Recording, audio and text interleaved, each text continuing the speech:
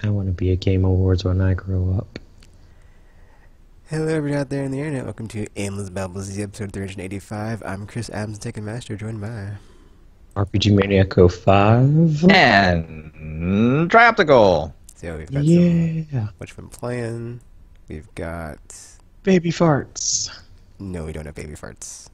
We've got hypothetical hour, middle segment thingy, topic, and news and stuff. So yeah. And I think we might possibly have a very light what you've been playing, because I know I haven't been playing a lot because I've been working undercover for the man. So, you know. Same. So yeah. But when I did have time, well actually I didn't play anything on my handhelds because I finished Metroid and I was like, what am I going to play? And I downloaded a bunch of games and proceeded not to get to play them on my Vita because I was like, well, Vita, I'd like to play you, but it's been a very event-filled week. And I've been checking my phone a lot, so, you know, yeah. So we'll talk about the news. But I was like, oh, what's happening now? What's happening now? What's happening now? And then, like, other stuff in the darkest timeline of what's happening now, what's happening now, what's happening now. So, yeah. Couldn't pull myself away. But when I wasn't playing that, I was, well, wasn't playing anything on the handhelds besides nothing, because I didn't play anything, because I didn't get to transition. I did download, so yeah, I kind of like want to redeem myself for like the failure of the year of you know, not finishing Final Fantasy 8 at the very end finally, and be like, all right, Ultimecia, I'm gonna do it, and I didn't do it, so I'm just gonna start all over again, whatever. But not right now, because I'm just like, you know, I just downloaded a bunch of them. I was like, okay, well, I haven't finished 1 and 2. I played them. 3 I finished, but I want to play it again and see what this version's like. It's probably the same, whatever, as the 3DS, but whatever. I like that one, so it's fine. So like 2, 3, and then let's see 5, because I got to like the ghost ship thing and got stuck. I was like, whatever, dude, I'll come back to it. Didn't come back to it. And then 6, I made it a decent way through, and I was like, I'll come back to it. Never came back to it, but it was so good. Just like everybody said, it's like one of those games where it's like, oh, it's so good, or everybody's like, oh, dude, it's so good, it's so good, it's so good, it's so good. You can play, and you're like, oh, it is so good, and it's like, oh, but I didn't finish it, so you know, I gotta go back and finish it. And then 8, because, you know, what I just said at the beginning, Ultimecia. Curse you! Curse you! That's about it. Oh my. Because, you know, 13, not going back to that one. Go for yourself. And, but I love 13. And then I'm kind of off the boat after that until I come back to something I feel like playing. Because 15 is really just versus, and that's a cop-out. So, yeah, whatever. We're just going to slap a number on it. Whatever. It still had to make it, though.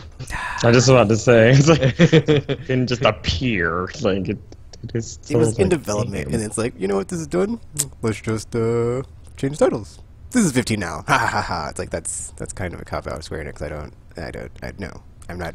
You know that wasn't always their plan. Because it was part of the Fabula Nova Crystallis RPG. We were supposed to get like 10 years of, well, we kind of did get 10 years of 13, so we got, it's a whole trilogy out of it too, but that's a whole other can of worms of like, we got to recoup our development of 13 was a mainline one and it was part of it, so why couldn't 15 be a mainline when that was part of it? I'm just saying, dude, if you I'm just saying. You can't just like change the rules all the time and having infinitely moving goalposts like they're doing all over Square Enix HQ, just saying, so you know. But yeah. Besides that, really the only thing I've been playing is... yet again, we must bring out the catchphrase we used oh so long ago. The RPG I believe dubbed, I don't know if it's RPG, but you know.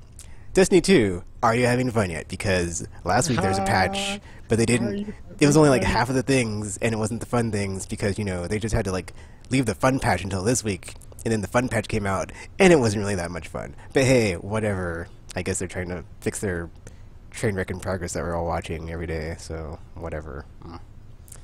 Played a bit of the new raid lair. We didn't finish it. It wasn't the usual team though. I was tired as well because it was after work. I'm not getting my like excuse myself. I was playing a bit terribly and like, you know, I was confused. And I kept asking questions because I was like not understanding. I was like, oh no, I don't know, no, what? And then like after failing multiple times, I was like, oh, I slowly got it. But then we got really close one time, and then after that, it's just like more failing. But I'm sure in time we'll get it. Not that it matters because it's like super short and kind of unfulfilling. And I'm sure when the prestige version comes out, it'll be like effing in the B all the angry people that were like, yeah, Disney 2, blah blah blah, and Bungie's just gonna like take it out on all of us and be like, you know what? We've heard your feedback and all the mean things you've been saying about this year. Well, how do you like this prestige right there? Impossible difficulty. And just like, yeah. We're gonna hurt you now. It's like, oh, you thought that was easy. Well, it's not both easy emotionally and physically. We'll do it to you what you did to us. And then like all the additions that they've added is just like, dude, it's like, it's like, it's like you can see they're trying, but it's like that's not what I meant. It's like an ornamentation isn't just a reskin or a retexture. An ornamentation is a glowy thingy on my armor I can put on and be like, hey dudes, check this out. Isn't that look cool? Look at all the sweet jewelry on my armor I'm wearing. Yeah, sexy. Oh yeah. Not just oh, it's the same thing. It just looks different now because reskin, retexture, whatever. I mean, at least they're there. I guess it's something to do and go for. And then it kind of like made me want to actually get the Crucible and Vanguard smelly armor, because at first I was like, I ain't getting that, but now it's got ornamentations, and it's like, well, I kind of earned it. I kind of deserve to have it, so. Yeah, Destiny 2. Just more of the same, because I'm at 334 on my Warlock, I think, and the new cap is 335, so, you know, gone are the days when it's like the struggle is real to get to the cap. It's just like you just invisible wings clip to your shoulders, and you're just like, whee, and you just play the game, and you're there, and it's like, whoa, Destiny 2, there's like, yeah, you got rid of that grind. That was kind of part of the game, and now it's gone, so it's like, your soul is restored, but you still have no soul, so it's like, you're sorry, you're still missing your soul, so soulless. Yeah, it's funny, because I played through the single player of the campaign, or the new campaign, and it was like, was it Def was talking about how it used to be, oh, you know, you get really powerful, and then that's fun. It's fun to like run through and just like have fun. Mm-hmm. And I could kind of see it. I was like, you know what? I would like that. Like when I started playing the campaign, and maybe it was my mindset. I was just sort of there. It's like, okay, I got to beat all this stuff before I can do the raid lair, probably, right? And since I haven't done any of it, I have maybe 2 days to do this. And, okay, so I'm just gonna run through it. And I started playing the way I always usually do, with my scout rifle from a distance and like picking people off and like precision kills all the time. And then I thought, this is too slow. I don't got time for this. So I switched on. Nobody got time for that. I've been using the same exotics since the beginning. It's the I don't know what the boots are called, but it's the one that reloads submachine guns that you have stowed away. Oh, and so I just play. No, it's the boots. Oh, I think those are peacemakers. And I was just like, I'm just going to dual submachine guns this entire campaign, and like that's what I did. So Is that a thing? I didn't reload throughout the entire campaign because I just like every time it ran out, I would switch to the other gun, and then that one would be full. And since there's submachine guns, I was like basically always up in melee range. So it was just like point blank, and then like punch, throw pulse grenades, and then just like really haphazardly. And then there's a lot of parts in the Infinite Forest that you don't even have to kill anyone. It's just like, oh, the gate is unlocked. I'm just gonna blow up these people in front of me and then just like run. And if anyone gets in my way, I have dual submachine guns, and it's kind of bullets. Kind of what I did. I gotta say, Infinite Forest is definitely like the most explosion on the launch pad, because what's a completely unnecessary, you don't even need to bother with it, like thing that's there. Mm. It's funny because when they called it that, I was like, oh, is this like a gameplay thing? I got so excited. It's not a gameplay thing. It's actually an in-fiction thing. That, you know, they could have made really cool and made it into this cool gameplay thing, but they didn't.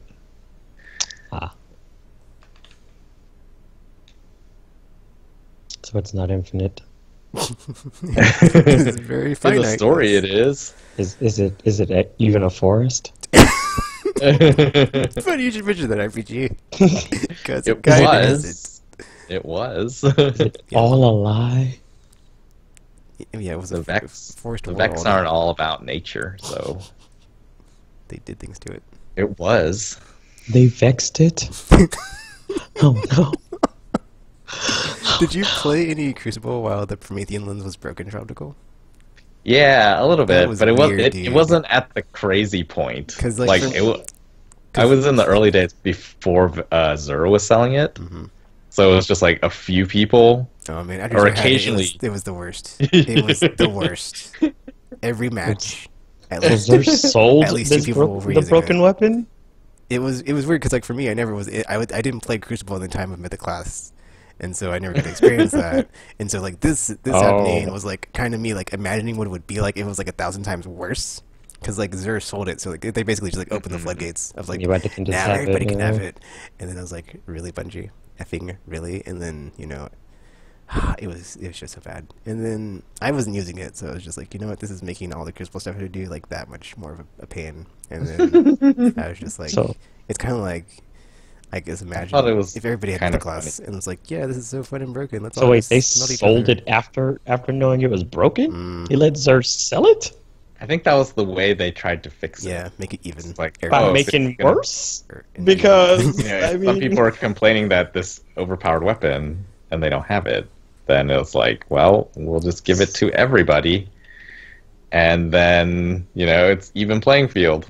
And then, 'cause funnily enough, I remember playing against people that had the Mythic class back when it was the Mythic class, and they had to like extensively nerf it, and it was just like it was not a fun time. It was not a fun time. So I was like, oh, why am I dead? Oh, I just came back to life. Oh, why am I dead again? It's like it was just a very not fun cycle of, oh, I'm on fire again. Nope, nope, nope, dead. Yep, cool, cool, cool. I mean, at least with that one, they had to wait until they got it out of the raid by luck. But I mean, if Xur is selling it, it's just like, here, everyone die. Like, thank you, I guess. so yeah. And then trials this week, apparently Zafro and some other people went flawless without me, and so I got a clan engram for the trials thing. But it was just another smack in the face from the game of like, hey Tekken, you have this gun already, have another one. So. And that's kind of how I felt when I saw like how the masterwork thingy worked, because like I didn't know if you could like upgrade stuff to masterwork guns, but apparently you can. You need 10 of a material, but if you break down a gun that drops as a masterwork, you get 1 to 3 of the material you need. So you need multiples of them. So yeah, all the guns that you currently have that you're kind of like, oh man, I wish I had a masterwork of this, or could upgrade it. You'll get there eventually, but they couldn't just have some system in place that's like, you've learned all these guns. Because like I kind of feel like I should just dismantle everything and like delete everything that I have in my vault, because it's not a masterwork, therefore it's not going to drop orbs for me.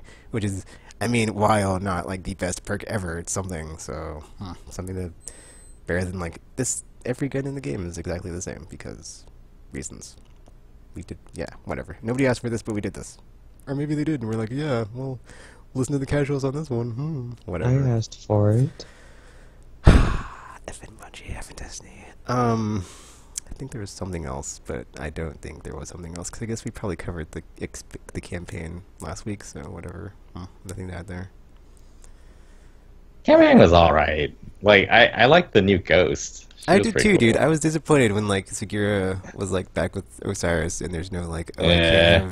I'm back to like lame Nolan North Ghost. Whatever. Like, gnarly. It's like, could I not get like a voice track to like, just have a lady ghost all the time? Just saying. Whatever. Lady Ghost.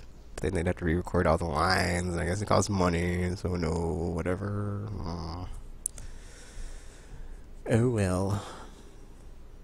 It was nice while it lasted, though.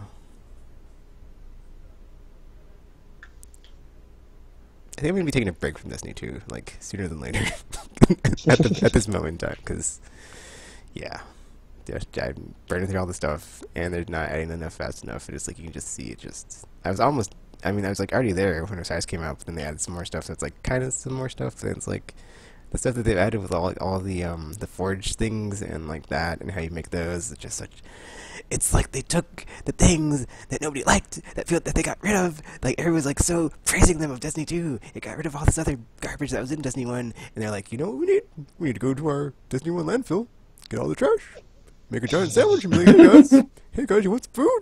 Oh, what's that? Is there trash in your food? Oh, we didn't do that. And then it's like, because like basically every forge weapon has material that you need, like 10 of. And then to get the material, you gotta do a certain activity.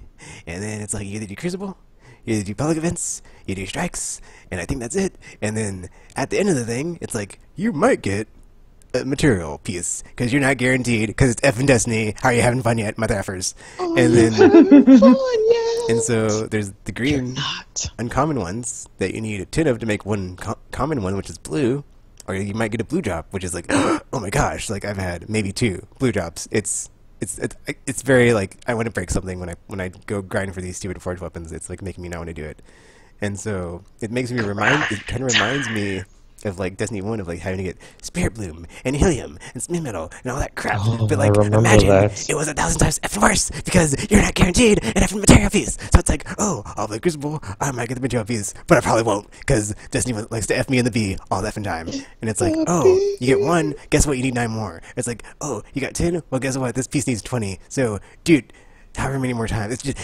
and then that on top of like the effing fun, Paranoid Hobo called it like the fun pack or fun patch, which was like hilarious, I thought. And then it's like you read the patch notes, and then like you just see how much they were effing us this whole time, as far as like, oh, actually, when you get a bunch of chests in patrol mode and there's nothing there, that's not actually a bug. Because I was playing with Zaffro and he had like a bunch of the forge guns and like and since like one of the things to get materials is like to open chests or whatever in patrol mode, he was like doing that a bunch, and then I was doing it because it's like way faster than doing public events, because it's like you public events or patrol mode chests. And it's like, oh, that's way faster to get chests because public events take a while, like minutes, and then sometimes you don't get anything. So yeah, and then you know you're running through patrol mode, opening chests, and after a while it's like, oh, there's nothing in the chest. Oh, there's nothing in this one either. Oh, they're like empty. It's like three to four chests in a row of empty, and I go back, cause I go to orbit, and I come back, and I'm like, okay, is like their game broken? Is that a bug? And I read the patch notes, and it's like, oh no, Tuggins, the Bungie hates you, and they hate all their players. So that was actually the way it's supposed to be the whole effing time. It's just it made me rage so much, so much, and then that's not it. That's not even the end of it, cause then it's like we all saw the thing. It gets worse. We all saw the thing where it's like, hey, guess what, guys? We're going to be doubling XP because we kind of like, we're throttling you all with like the XP gains. You didn't really see it behind the scenes. Also not a bug, it's a feature. And then it's like, oh, okay, well, I guess it just takes more time to level up, whatever. And then, now, you go look at the patch notes, and it's like, well, actually, we weren't just throttling you on XP, and we're not just going to throttle you on XP and like make that more. We're going to screw you on the loot drops too, because apparently we can't have sweet loot drops as often now because whatever. But that's what it was. It's like, oh, we're also going to throttle your, you know, sweet rewards for public events. That being said, if you want some sweet rewards, go play Crucible or do Strikes. And I'm like, you mother effers! You mother effers! You're turning this into Destiny 1! That is exactly the thing nobody wanted! That is exactly why people like Destiny 2! Because they don't have to go and play Crucible! They don't have to go and do Strikes! Nobody wants to run Strikes! And unless they're a PvP person, they don't want to sit in Crucible and be like, I'm not going to drop. Because that just reminds me of the times when I'd be in Crucible and be like, I'll get a 400 eventually, and I could infuse it, as far as like getting weapon drops, and then they later added armor drops, I guess, I don't remember, but they probably did, or whatever. And that's the thing. And then in my brain, I just remember it, and it triggers me, and I'm just like, you effers, you effing ruined Destiny 2, because this is what you effing done. You basically made the game all the things that it wasn't, that it was better at, and you've made it effing worse because you turned a 180 and like done all these things of like, oh, those things you don't want to do that you didn't want to do and you're happy you didn't want to do, and you're like, oh man, Destiny 2 is awesome. But guess what? We came in, we took our pants down, we crouched over and we took a giant dump on the game. And now it's at where it's at. You can go run Strikes for materials, which you might not get because you probably will, because that's or you can, you know, go play Crucible for those materials that you might need or might not get. But there's so much more rewards in Crucible and Strikes. Public events though, it's like I was enjoying Destiny so much, doing flashpoints and public events and like the map, and that's all out the window. That's all out the window because the fun patch came out, and it was like, hey, Tekken, guess what? And I dropped something on the floor. I need you to bend over, pick it up. And I'm like, okay. And it's like, whoa. It's like, oh, what are you doing to me? What are you doing to me, Fun Patch? What are you doing to me? Whoa. It's like, oh, just enjoying you real quick. And then, you know. Enjoying you. And that was that. And I was like, whoa, Fun Patch. Have you not seen what's been happening in the Darkest Timeline? Me too, okay? Like, I've had enough. I've had enough. And that's all I'm saying is that's why I need to just, like, take a break from this game because I'm back at it. I'm back at the Love 8 thing where it's like, you know, Destiny 2. I'm cool. I mean, I'm at a new threshold. You can't get to me anymore. You can't do this to me anymore. I'm free. I'm free of you effing me in the bee. Ha ha ha ha ha. And then they did it. They effing did it. They're like, hey, again, we're adding some stuff. We're gonna make the game funner. We're gonna make the game better. And then, surprise, motherfucker. Ha ha ha. We're screwing you all over again. And it's like, oh, well, clearly, I need to add them to the list next Nintendo of like never trust these people because they will do it to you when you think they've made up for and redeemed themselves from all the years of oppression and and abuse. And you're like, oh man, Disney 2, not so bad. The new tagline will be, like "Who hurt you?" Instead of "Are you having fun yet?" But yeah, that's into my rant. That's into my rant because F Destiny 2. You know, it's in the same boat as Destiny 1. Go F that game. The game go F itself. Because the other thing is like as my brain was like, you know, racking up all the guns that like are not Masterworks that I have. I'm like, I really like this gun and I can't get it to Masterwork drop, but I'm gonna have to upgrade it. It's like it's just like a list of just goes like build and build and build. And, like, and I'm thinking about it, so it's like brrr, it's like, oh, I need to get all the Charles guns, all my Iron Banner guns, all my faction guns, all my PvP go-to guns, all my PvE go-to guns. It's like, that is so many guns I have to get again. What they should have, in my opinion, it's like what I would have liked to see is like them taking some sort of like prestige mechanic from Call of Duty where it's like, you just start over, dude. Just like start over, and all the things you get are Masterworks. Like, just start from level 0. And like, we'll let you get the stuff that you get at the cool stuff that we've added and not having to like get these garbage materials like after getting however many guns to drop at Masterworks, which is not a guaranteed drop either. So it's like, you might get a Masterwork, but probably not. So yeah, Destiny 2 goes yourself, and we'll see how long it lasts. Because I hear other things about the player base has been you know, fleeing in giant numbers. So I would be happy to see it and be like, yeah, I'm the addict that came back, but I can say I came back and I can watch it burn.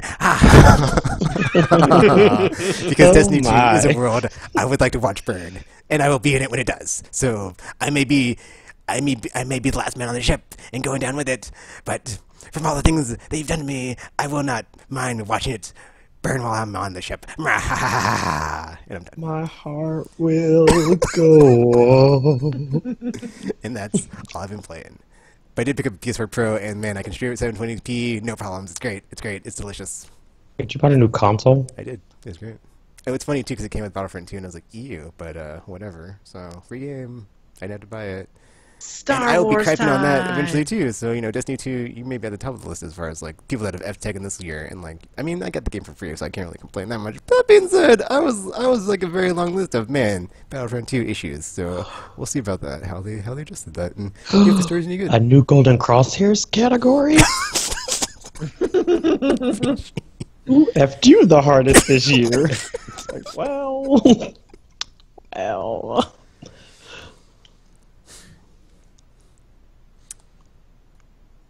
Hilarious.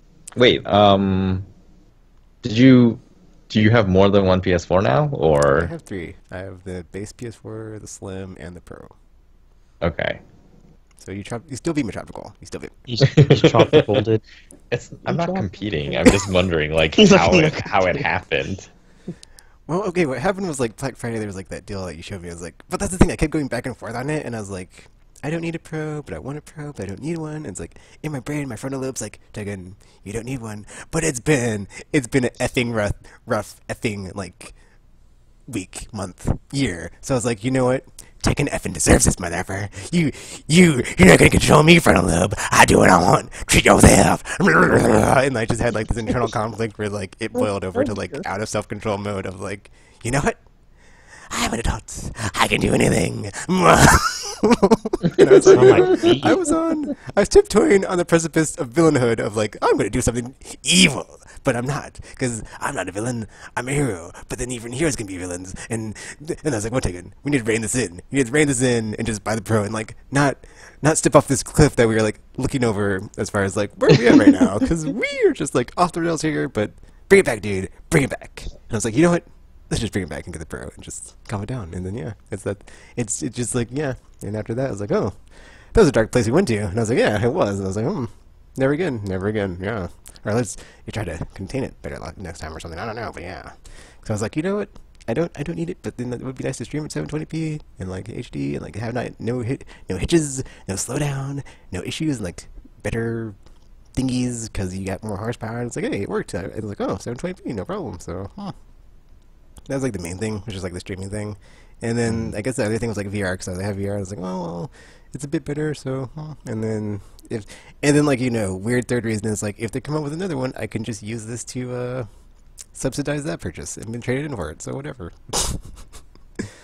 If there's a better PS4 that comes out after it, it's like I'll just use the Pro as pre or trading credit towards that one. So yeah, and always be on the bleeding edge, just like Gamer, but not like Gamer because Gamer's a mess. So yeah, It's a mess. It's hilarious. I don't need any games next year at all. Oh, I'm gonna rub that in his face so much when he buys a game next year. It's not gonna last a month, maybe not even a week. Can't wait. LOLs. It's funny because it's true. He's a disaster. Aww. Well, so last week we covered how I hadn't played Valkyria Chronicles. Yes. That we were all hasn't disappointed changed. in you. In And now we're fact, it still was like a disappointed in you. huge failure to play Valkyria Chronicles this week. Because I was like, all right, I'm gonna hook it up, and like I don't have my PS3 hooked up all the time, No one does. and I was like, I'm gonna hook it up in a nice way so that I don't every time I sit down I won't feel like, oh, I want to move it around because it's like gathering dust and it's ugly or whatever. And so I was like, okay, I just want to set it up so that I can just plop down and play it. That took a week. Wow. Every time I would be close to it, I was like, I think I'm gonna play something else right now. Like, what do I have to play? And so I became curious. Like, oh, do I have my Batman save on my console? Telltale's Batman. I was like, I don't know. Let's check it. What's the easiest way to check it? Is like, well, I can download really fast, so I'm just gonna download the second season, which was on sale. And then if I can import a save, then it means it's on there. And I did that, and it wasn't on there. I was like, oh, well, that sucks. But luckily, now you can download saves of games that you don't have installed on your hard drive, which I don't remember them mentioning, but I specifically remember before, like Walking Dead, I wanted to get my previous game, or previous season save, and it was like, oh, you can't download this because you don't have the application installed. And I was like, well, I just need the save file. I have an application that can use it. But this time it just let me download. I was like, cool. So I played through the first episode of, I believe it's called Enemy Within?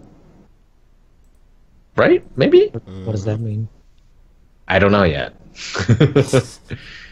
But man, it reminded me of like Telltale's Batman series is really cool. Because it's like sort of familiar and also completely not familiar. Yeah, like I think what makes me love it so much is like they just use like the mythos and they just go in a new direction with it. Yeah. Or well, they treat it like changed some it's pretty established and like you major don't need to like things. be reintroduced to all the things that makes Batman Batman. It's just like they just go with it. Is Bruce Wayne not Batman? It Because I mean, that's the only thing that actually the actually cool thing, though, matters. is like in this one, it's like it's so Bruce Wayne heavy. It's like you get to basically have the whole both sides of the coin. It's very like well balanced as far as like, every decision is basically hinged upon that too. As far as like, well, what would Bruce do in this situation? But well, how does it affect Batman? So you're always like looking at something from like two different perspectives and how it's going to have consequences on both sides, which is really awesome. Bruce would die. Batman, however, would kill. Well, so yeah, I found it interesting because like there are certain parts that are very familiar, and then there are certain parts that are just totally different. And so it's like, well, then this would clearly be sort of a different Batman then. But then, so it's like it's hard to play. Like sometimes, I'm trying to think of, or so with like the Arkham games, I'm like very much in the mindset of the Batman that I know, which is sort of all of the DC animated movies one Batman and like the Justice League series and Batman animated series, so like that Batman. And it's like kind of easy to say, okay, you know, Batman would do this and Batman would do this. But then this Batman, because there's like some major differences, and then there's also things where it's like John Doe, we don't necessarily know who he is, because as we've seen from previous episodes, it's like Telltale is okay with having things be totally different. Yeah. From I really love what they established do with Batman. John Doe. That is like Yeah. my favorite character progression so far in like the series. Those are like, Because like in your brain, you like already have established as like what's going to happen, but then like, as you play, you're like, this could maybe go a completely different route if I play this differently. So it's like, it's hard. Like sometimes I'll be playing and it'll remind me of things I've seen on The Batman, which was that action heavy like Saturday morning style Batman series, which was really good. But it was like, it was like younger Batman, and which is different than Kevin Conroy Batman. And it's just like, so I'm sitting there thinking, like, oh, like what do you do here? Like there was one where you need to go get information, and it's like you can either go as Bruce and go to this guy, but then more suspicion on Bruce, or you could go as Batman, but then something like happens with Gordon or whatever if you do that one. And I was like, I don't know, like Christian Bale Batman was sort of, he was all about being Batman for part of it. It was just like that was more important than anything. It's like Bruce is like, it doesn't matter, what happens to Bruce Wayne doesn't matter as long as it doesn't get in the way of being Batman. And so I was just like, I sat there for a while on that one. I was like, I don't know. I think I'm the more driven one, where it's like, at all costs we're gonna get the information. And so what did I choose? I chose Batman in that one. I was like, of course, yeah, it's fine. Like, yes, we would like to be buddies with Gordon, but it's about getting results. Did you finish season 1 in Tropical? Of the I did. Okay, because like this one, there's your curveball when they throw in Amanda Waller, and you're like, ooh, this is like a wild card situation. Yeah. It's like, which nice. Waller is this? Like, Waller is generally portrayed in a certain way, but she's also like not evil, really. She's just sort of. She is. She really is. She really is. It's just really cool, like the dynamic she creates in this one, because she's always playing you against all of your peers and friends. It's like, man, it's such a hard balance, because like she's like, if you don't follow if I'm gonna keep you on a short leash, and if you don't follow my orders, that's it. It's like, man, she's so fierce. Yeah, I hope they make more. And so far I was like, man, this series is really cool. I like what's happening here. I like how it feels like you're shaping your own Batman, which is, the promise of their games. And you wouldn't think that would be possible with established characters, but it totally is. Yeah, because like it's like I can't really try to be in the middle on this one, because you had to like basically choose sides on like, are you going to be more Bruce or Batman, and then like just go with the consequences, because if you try to play the middle, you're going to get screwed on this one. Because that's what happened to me at the end of the last episode. I was like, man, I'm going to do this, and this is a bad thing, but I need to do this because this is what I would do, because I can't let that happen. And then I was like, and then I got to the results screen, and it's like, Waller is going to be furious with you, and I was like, ooh, I did that, didn't I? Whoopsie. I mean, whatevs. We'll see what happens with the consequences. Bring it on. I mean, it's Waller. She's gonna be furious regardless. That may be true. You know how she is with superheroes.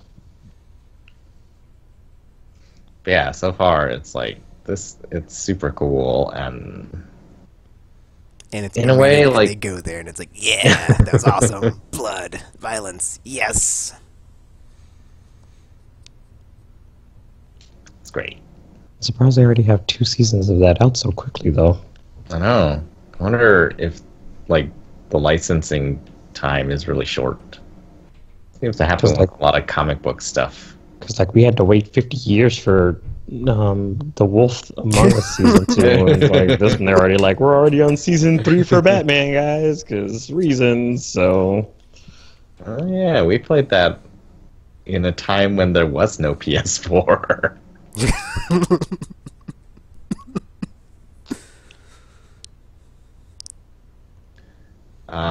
Anyway, yeah, super excited to see more. Download. There's only 3 out, right? Yeah, three episodes for Enemy Within. So I got 2 more before the next ones. Oh, you played episode 3 Then- Topical? No, not yet. I said I've played the first one, so I have 2 more before I run out. It gets better. It gets better. It's just like the whatchamacallit, Tales from Borderlands. Every episode's like, oh man, that was so good. You get to play the next one, it's like, oh, that was so good. It's just and then like, oh, the cliffhanger at the episode 3 is just like, oh man, just let me hang in. I was like, man, I can't wait. See what happens after that, because man, that's so good. That they've had. It's been a while since they've had a really good cliffhanger like that. It's just You know what it reminds me of is I told you I watched that Adam West Batman, like Return of the Caped Crusader movie, and there was a part like where they did a really interesting thing where they made Adam West Batman behave like modern day Batman. So it was like the contrast is huge. And this sort of reminded me of that. It's like, oh yeah, like there's a lot of different Bruce Wayne and Batman portrayals.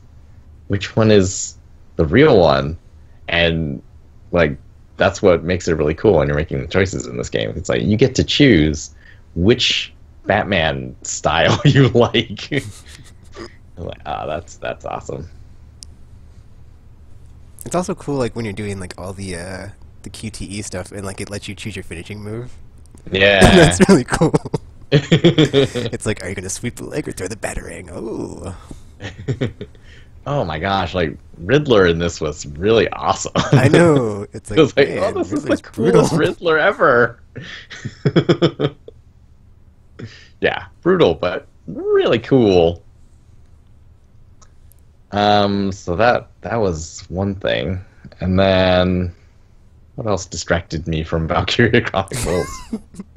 So Paragon this week started their like Winterfest. It's the way that you get free-to-play games to stay interesting is you like do seasonal events and stuff like that. And won't be Destiny. we played the yes, we played the Halloween one as well, but it was not very rewarding. Like they did this cool thing where the entire map was really spooky and there was like spooky sound effects and stuff, and there were costumes that you could earn.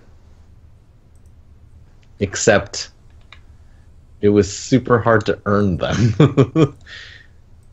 So Chest involved, rarely ever dropped. yeah, I was like, okay, you gotta first you play games, and occasionally you will get a shadow chest or something like that, Shadow's Eve chest, and then there's a random chance that you'll get one of the Halloween skins inside of the Shadow Eve's chest. So it was like two randomness, 2 random things that you have to depend on in order to get this thing. On top of that, anything could actually have been in the chest, so it wasn't just like the Halloween stuff. So So it made the chest I even got slimmer. nothing this year in that, I think. I got one. I got skin. 3 chests, I think, total, and I got none of the Halloween stuff. And so when I first heard about Winterfest, I was like, well, that's, it's going to be a disappointment. But they've decided to be generous with it.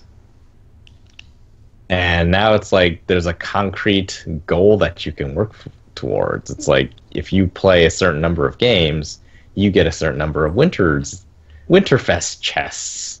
And those only contain Winterfest, for the most part, Winterfest stuff. Which means you're guaranteed to get all of the rewards if you play enough. Yeah. And it's like, oh, that's really nice. And so that is...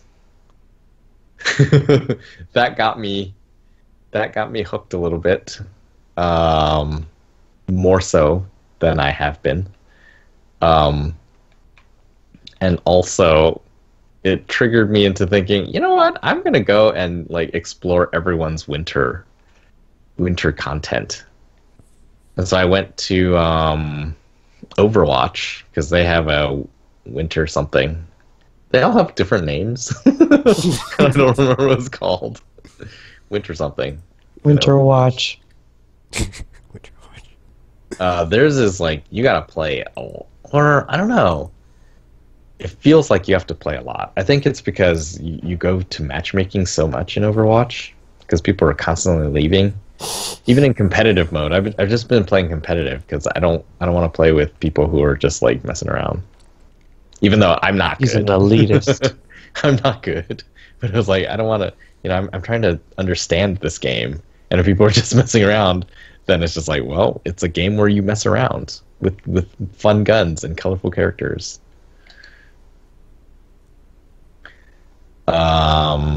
So I started playing that. That one is going to be a much heavier grind, I guess, than although it's weird because a game of Paragon takes like 40 minutes to an hour, and yet I find that to be less of a grind than Overwatch. Well, it depends on the game. I mean, like, they don't all take 40 minutes to an hour. That's true. But yeah, I don't know. I guess I like Paragon better than Overwatch. But I'm starting to understand it. I watched a little bit of the preseason games for the new Overwatch League, and it seems like the game is more I wanted to say like reasonable. Like it's easier to understand than I thought. I thought it was like 6-on-6. Everyone has different abilities that you sort of have to know. And, you know, you sort of have different roles as well. There's like tanks and DPS and all that. And then like past that, I just thought the game was about, you know, using your abilities up against other abilities and trying to kill them before they kill you. And it kind of isn't. The game is actually more about using, like building your supers and then using that to turn the tides when the time is right. Because it's high noon. And I was like, oh, that sort of makes it like a much more strategic feeling game than I thought it was. And it makes like watching it way easier to understand. Like I used to, the way that I thought it was, it's basically Call of Duty. It's like, so you're just watching to see people do superhuman aiming skills and stuff like that. It's like that's to me that's not very watchable. But now it feels like, oh, it kind of is like football in a way. You're trying to move from this point to that point, you know, push the entire team. And, you know, to do that, you're waiting for the moment when you can swing the odds in your favor, which is oftentimes when you have your ultimates or your supers. So when I started playing with that in mind, it's like, oh, I'm actually doing a lot better statistically. I'm still losing about as many games as I do because I'm not very good at it. But just like individual performance, like I think I'm doing better because I think I'm understanding the game more than I did. So that was pretty cool. Still don't. I think I've gotten a few winter things, but not that many. Because you only get chests when you level up. And it takes, where I am now, it takes a lot to level up. So you should have waited to start playing until these events happen. Yeah. But I didn't know. I thought chests would be easier to come by. But I guess because I haven't played much of the game. But I guess like early on, you need less experience to level up, and it's like, oh, okay. And then later it's like, I feel like I've been doing this forever and I haven't gotten anything. It's the free Sounds to like play. another game I know. Get it? Because it's awful. I haven't got any exotic emotes out of any of the Bright Ingrams I've gotten. I just want to throw that out there. Just out there. No mic drop. No sweeper bot. No nothing. They're exotic emotes now. Mm-hmm. They just don't even care anymore, do they? They're just like, yeah, you are being bent over. I hope you enjoy it. I hope you enjoy it. And then he's like, Destiny, why are you doing this to me? Who hurt you? Who hurt you, Destiny? Well, in the fun patch, you can get them directly with legendary Ingrams and some other crap. But I was like, I'm not wasting my materials on that. That's just emotes. It's not a gun. It's not a sweet armor piece. I have that crap. But you can taunt the enemies with your sweet emote. Which I'm assuming would be worth it. Tekken's all about the celebratory awesomeness of the team with the emotes. Hence the laser guns I have now. And I'm just like... until I get something better. You mean like the Mythoclast laser gun thing? It's not an actual gun RPG. It's just my character emoting just shooting guns. But there's laser lights and stuff. Oh. Well. If you watch one of my Trials videos, you'll see it.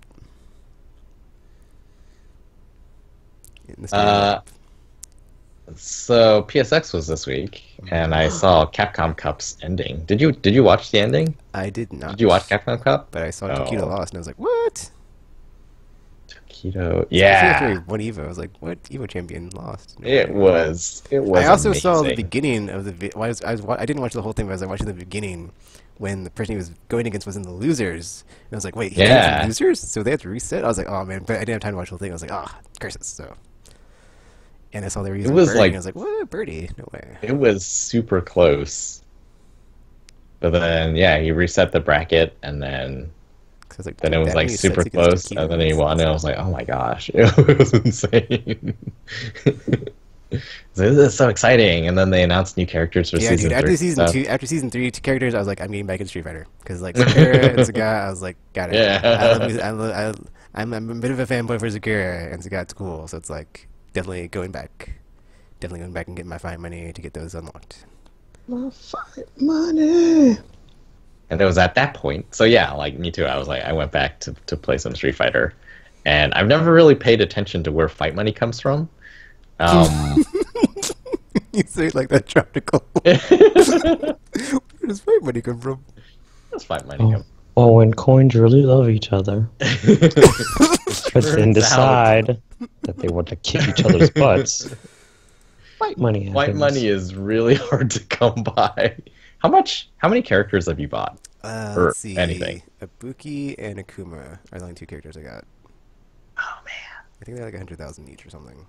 Yeah, they're 100,000 each. That sounds like a lot. And I think the best way to get it is by leveling up characters. You get 1,000 every time you level up your characters. Wait, you can level up characters? Oh yeah, I forgot about that. Yeah, in your profile. But it's also one of those cases where the more you play a character, like the more XP it takes to level up. Mm-hmm. So in the beginning, you level up super fast, and then later it's like really slow. So playing through every character's story mode gives you a bunch of money at the beginning, and then they get up to like level 8, I think. Yeah, after a while, it's but then yeah, after a while, I was like, what do I do? I haven't seen any fight money prompts pop up in a long time. And I guess, yeah, leveling up is the fastest. Unfortunately, is the fastest way to do it, because the other normal way apparently is to play online, which gives you like 50 per win or loss or match or whatever. It's just like, yeah, the values were astronomical, and that's why I like never went back to like grinding out. I was like, this is gonna take forever. F this crap.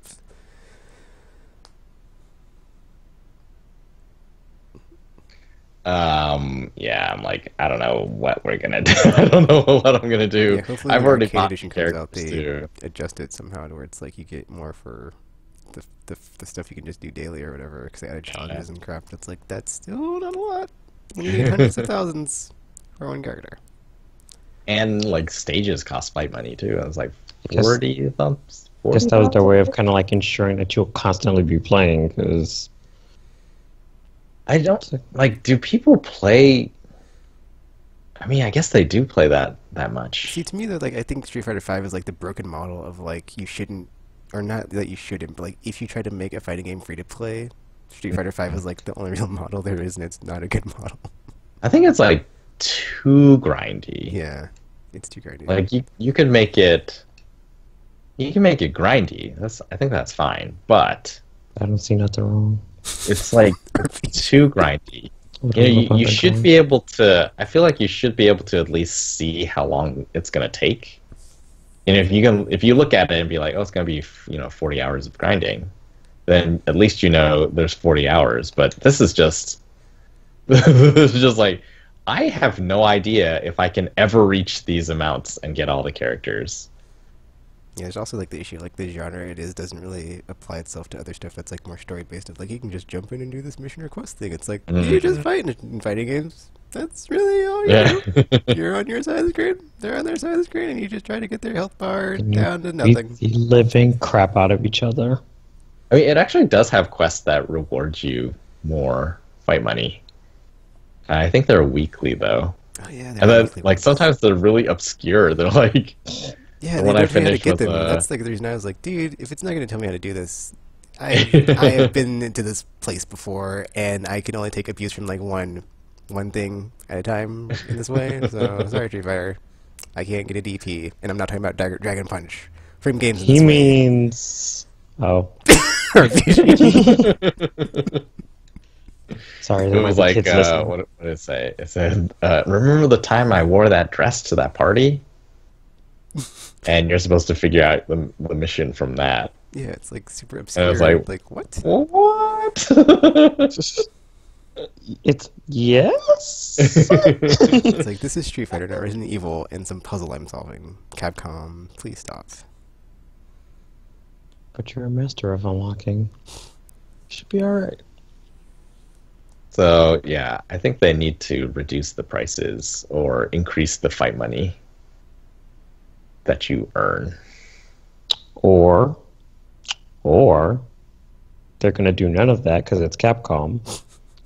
And instead they're going to take a third option and release some super version that has everything already in it and just make you pay for that instead. It's actually funny because I Sorry? think Arcade Edition doesn't have Season 3 characters in it.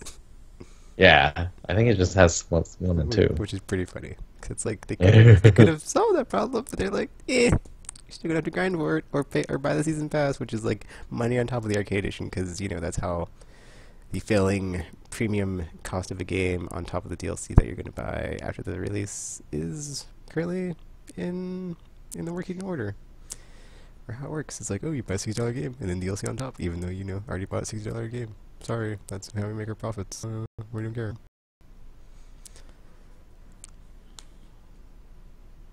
Luckily, there's that Battlefront 2 backlash against microtransactions, where we'd all be getting bleep-larped Fake. from now until whenever Basically. publishers on that one.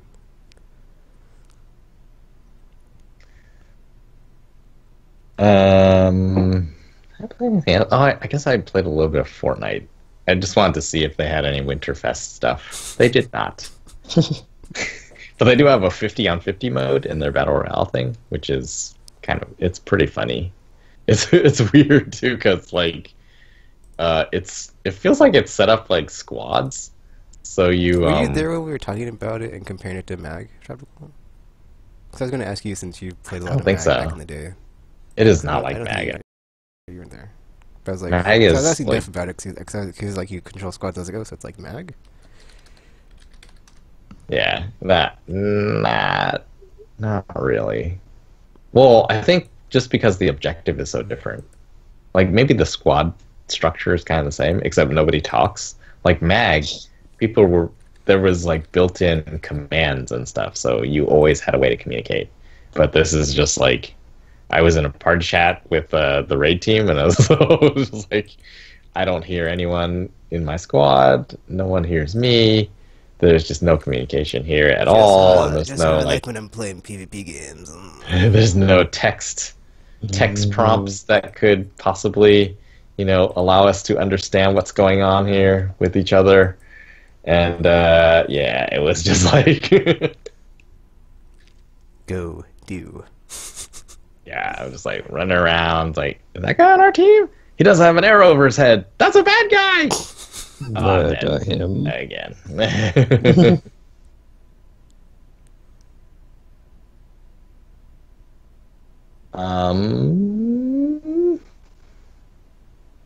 I think that's it. I think that's all I've been playing.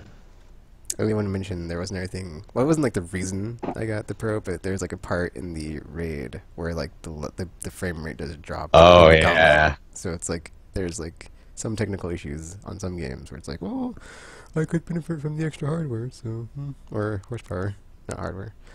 Because I was playing Horizon. Did I talk about Frozen Wilds when I played that on the Nope. podcast?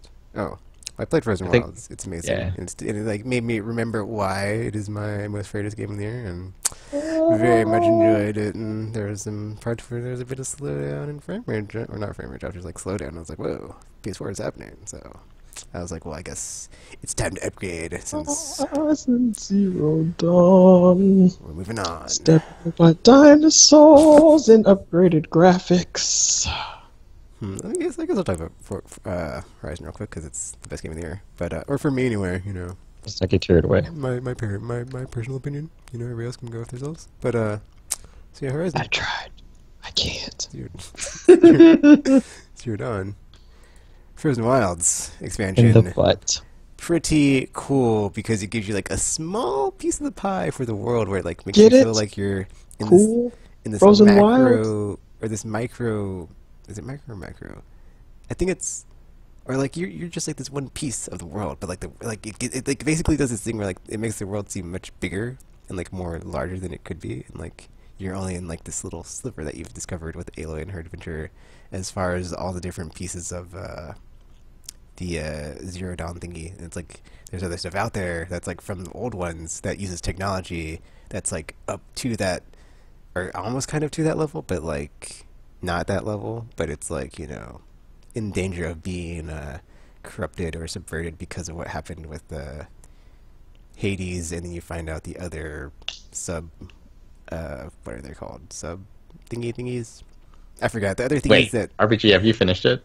well, I wasn't gonna No. like, talk about it, but like or, like I wasn't gonna name them, but like those things like that thing that I just said, the H word. But I will eventually. And sometime next year.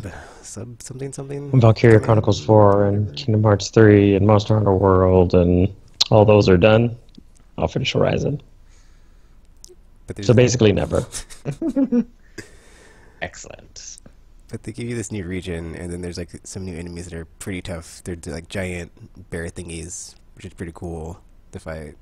And I forgot how tough that game is, and I completely forgot to play. And I died a lot more than usual when I was playing that the first time. So that was a nice challenge, and I enjoyed it.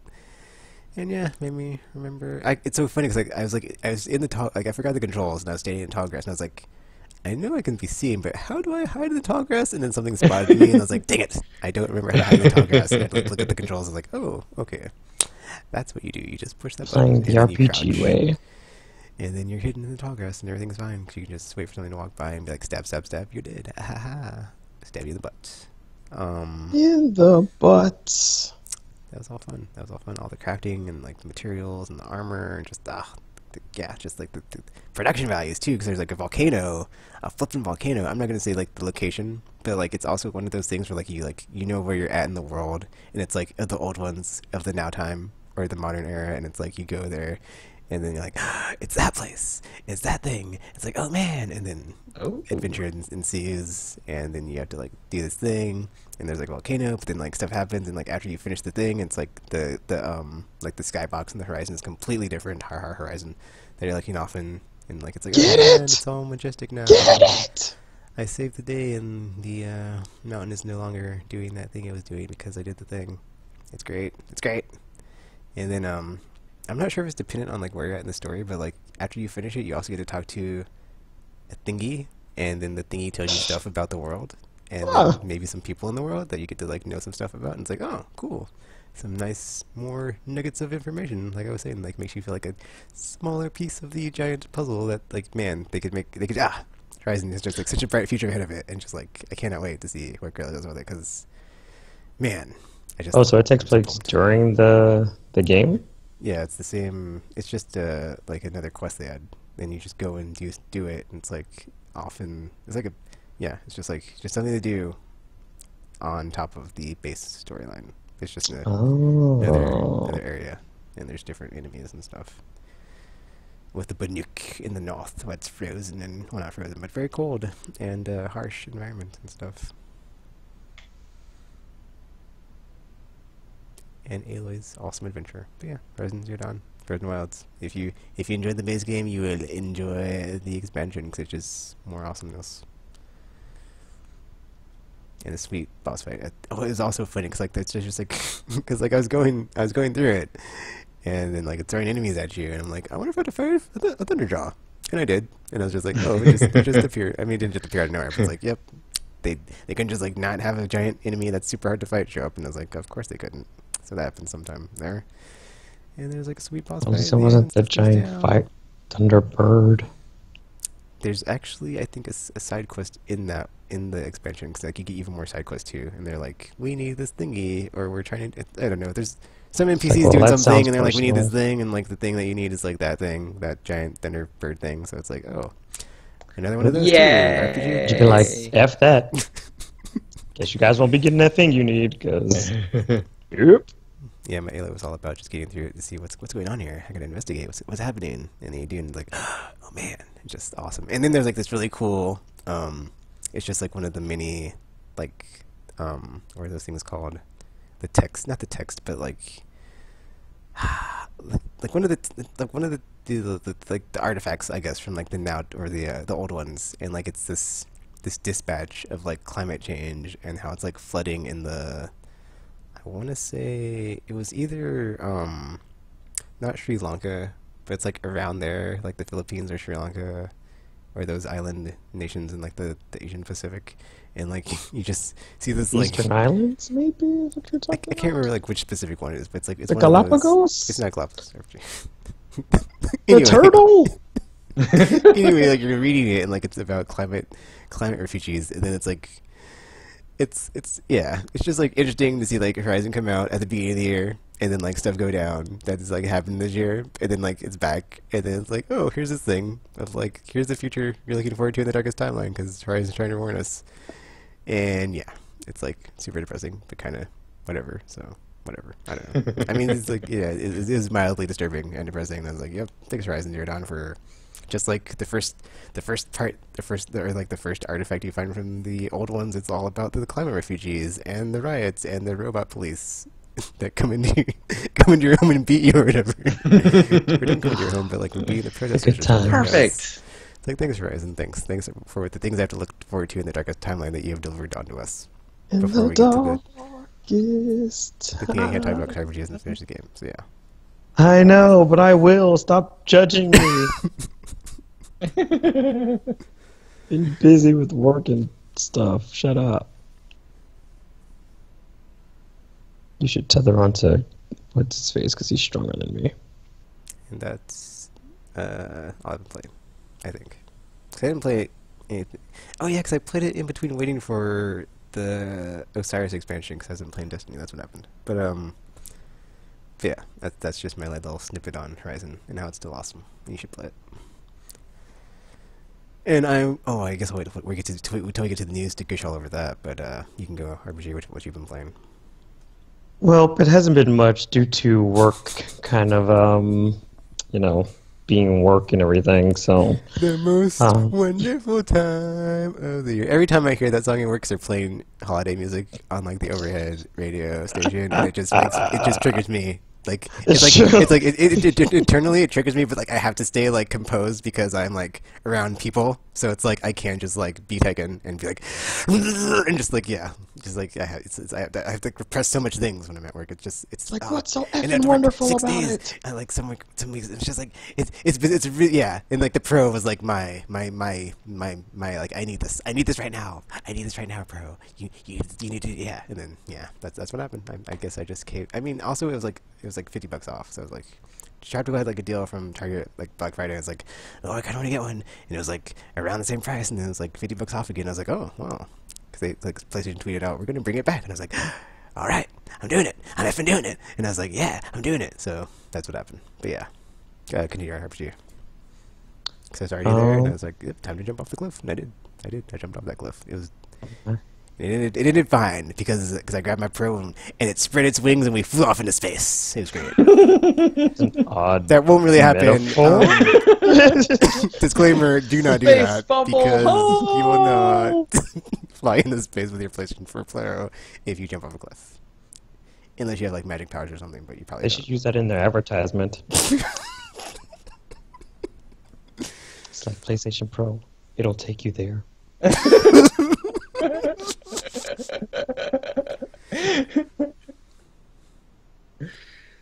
Oh man.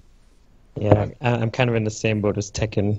So it's like it's been many like long days, and then this coming holiday season is basically going to be like a 17-day work week with only 1 day off and all that fun stuff. So it's like, it's fine. This is all fine.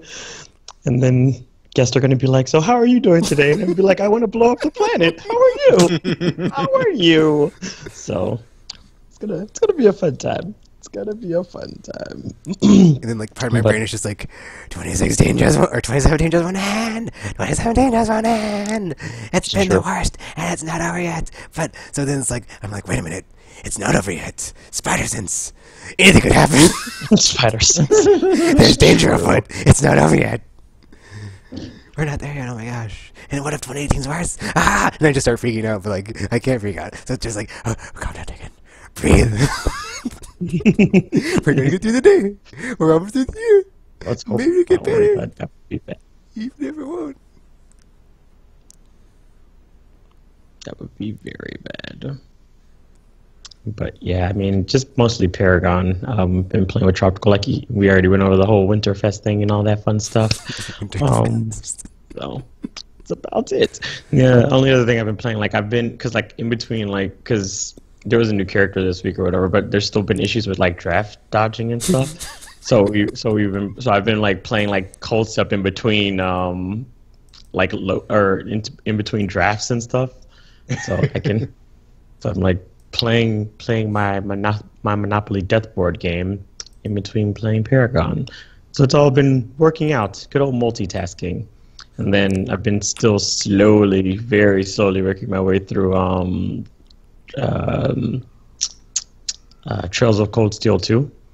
So, we're on a rescue mission right now. So it's about to be fun times. But in this game, nothing ever goes as planned because these kids have terrible luck. So it's gonna be fun. It's gonna be fun. Not for them, but for me. Because their luck is terrible. But let's see. That's pretty much it. And Monster Hunter World, the beta for that. Oh yeah, we played that together too. That was the first time I've ever seen multiplayer Monster Hunter. It's true. He was kind of. It was cool. I had no idea what I was doing, and I was just like flailing around, and it wasn't until I got out the bow and arrow, and I was like, "Oh, this feels familiar. I think I will be playing as Aloy when this comes out." But yeah, like the game is complex, and also it was kind of funny because he started off using one of the Switch X's or whatever, but then when I switched over to it in a different mission, he's like, "It's like, what's going on?" I was like, "What's happening? It has a gun? You're shooting stuff?" It's like, "Yes, Tropical. These all have their own tricks and tricks to the weapons." It's like, what have you been doing all this time? So, yeah, because like the Switch has like elemental explosion powers and stuff, and all that other stuff going on, and we were tracking monsters and doing other stuff. But I'm hoping, like they made well, based on the beta anyway, it seems like they've made like a lot of changes to make some of the weapons a bit more accessible to, or at least like easier to manage for those of us who are used to playing with some of them. Like, because like with the hunting horn, for example, in the previous games, so each of the horns has like a set of melodies that they can play, and then like combinations of the melodies produce like buffs and stuff for the team. But in the previous game, you had to there like in the early ones you had to actually like print out a worksheet basically of all of the melody combinations, and then just like play it based on that. And then in the other, so you basically had to memorize the songs based on the horn you were using, and they all play different melodies, so it was just about as fun as it sounds. But but then in the other ones, they at least started putting it in the menus, but you had to like stop in the middle of fights and check your menu in order to see what combinations you would play to like get certain buffs. But in this one, they just put them all at the. Not only did they just put the melodies at the like the top right of the screen, but they also like suggest to you the next note now, so that way you kind of already know what like what bonus will come next, and you can also play multiple melodies now, so you don't have to like keep playing like different songs and to get like all of your buffs. Now you could just like play a bunch of combinations that you need, and then you can you could just buff your team with like a bunch of buffs at once. So it's great. It's great. Well, at least for those of us who main hunter horns, because I mean it's not a very popular weapon because of the aforementioned need to memorize things. So it's like, or to print out worksheets. So it's so yeah, it's cool. But yeah, they've made it a bit easier for people to play now. So it'll be kind of like newcomer friendly. As opposed to, or like, well, more so than the other ones anyway, because like Tropical Side, there are still like some complex things because you have to always worry about armor skills and all this other stuff that's going on. But they've kind of added things like damage numbers and stuff to help out people kind of understand like, oh, this is doing bonus damage to this person because they're weak to it or whatever, or you can like damage to different body parts and everything. Even when you mount them now, you can damage to different parts, which is cool too. But there's still that level of having to learn the stuff in order to be doing what you're supposed to do, and don't get all like attacked by dagger when you're doing something like you don't have the right jewel in your armor because maybe I was trying to use a special set your face. So, you know, that kind of stuff. But it's fun times. It's fun times. So I was enjoying it, and I'm kind of excited for when the main game comes. I'm kind of hoping they have like an expedition mode. So it's not just like the mission modes, because they had something similar in like Monster Hunter 4 Ultimate, where you can you kind of just like there's like an area you just went into that was randomly generated, and you kind of just explored it and killed things for fun kind of thing. Because the way the levels are set up now, they're kind of large, and it's like semi more open world now because there's not like the section breaks down like they were in the other games. So you can kind of like it'd be cool to just be like exploring and tracking the monsters, and then like random monsters just showing up and you like murdering them to wear their skin and killing their families and stuff like that. So, you know, the fun times of Monster Hunter. Huge. So yes, I am pretty excited, and I think that's actually the first game of next year for me. So it'll be that, and then I think Code Vein comes out in February, so it'll be those two fun Monster Hunter-esque. Although I think Code Vein is more like Dark Souls, I guess, than anything. But yeah, so it's gonna be fun. I'm excited for next year because I didn't have nearly enough games this year, so you know. Really, RPG? Really, Mr. Persona? I'm obviously being sarcastic okay. because obviously, because yeah. So I'm worried. I'm gonna have like a massive backlog by the time this is all said and done, because it's like, well, if all the games that are supposed to come out actually do come out next year, then I am doomed. That doesn't even count your 5+ Switch games. Oh crap! I forgot about those two. Well, I'll have to quit my job. That's fine. Yay! When in doubt, no more work. Scarlet Witch it up in there, be like, no more employment. Actually, there's like one more thing I was playing. It was like so. One of my coworkers was like, "All right, I really want to play Mario Kart Switch with everybody," and then I guess they're just like really excited about it, so they brought their Switch to work, and then somebody else did. And Did you so, steal it? No, I didn't steal RPG. And Stop so it, there were four of us playing Mario Kart Switch with the four Joy-Cons. So that was neat. I hadn't played the Switch yet, so I mean, it's not the ideal setup with like the whole very small thingy, but it does work, so it's kind of cool. But not ideal because it's very small, so it's kind of yeah. But we were playing Mario Kart, so it works. It was fun. It was Mario Kart, so yeah. Actually, how does that work? Because like all four of you playing? Because I would assume. Yeah, you just link the two switches together wirelessly, and then one person has one of the Joy-Cons, and one of the other person has the other Joy-Cons. And we had two switches, so we had four Joy-Cons. So we had some four-player. Wait, someone else brought their Switch, or Yeah. does that person have two Switches? No, Because two people brought their switches because this person that was like reason, right, really wanted to that's- play Mario Kart just like would not shut up about it. It was like, okay, jeez. it's like, but it's the greatest game ever, guys. It's like, we get it. You love it. Shut up. But unfortunately, I was like the only person that ever beat them in like one race. So now it's like, and like before they would like never be like or shut up about like I'm so good at Mario Kart, I'm so good at Mario Kart, blah blah blah. It's like okay, whatever, we get it. And then like now they just like now it's just now I get to hear it's like well that one time Chris beat me, that one time Chris beat me. So it's like well at least I get to be the one person that beat you that one time, but they still won't shut up about it. And it's just like. So now, like in my brain, I'm like, part of my brain is like, take him by a Switch, get really good at Mario Kart. We can shut him down. We can shut him down because we're taking messed up. And then like, just let this one person have this as a one-time Tekken. Just do it. Just don't break their soul, Tekken. No, It's the Tekken. darkest Don't timeline, let Tekken. them have It's the it. darkest timeline, Tekken. We must have hope and joy and peace and love in the darkest timeline. Don't do it. Don't do it. And I'm just like, Do it, Tekken. So yeah. Let the hate flow through.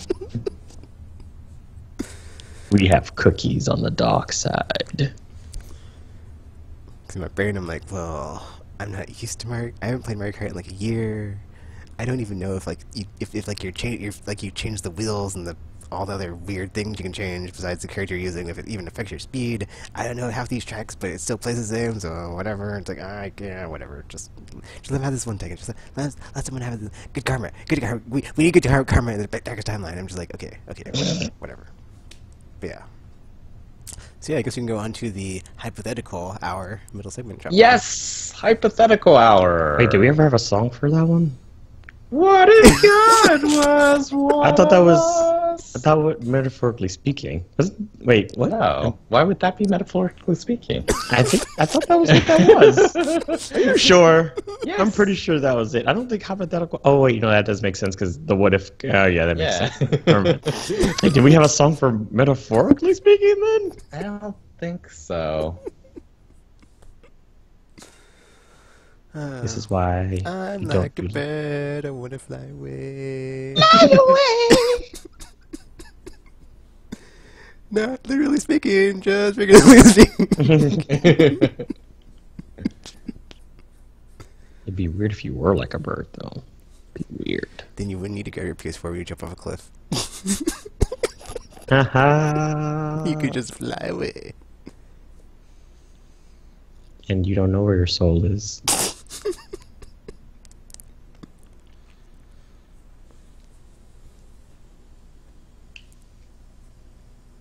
So, Tropical, what is it this week?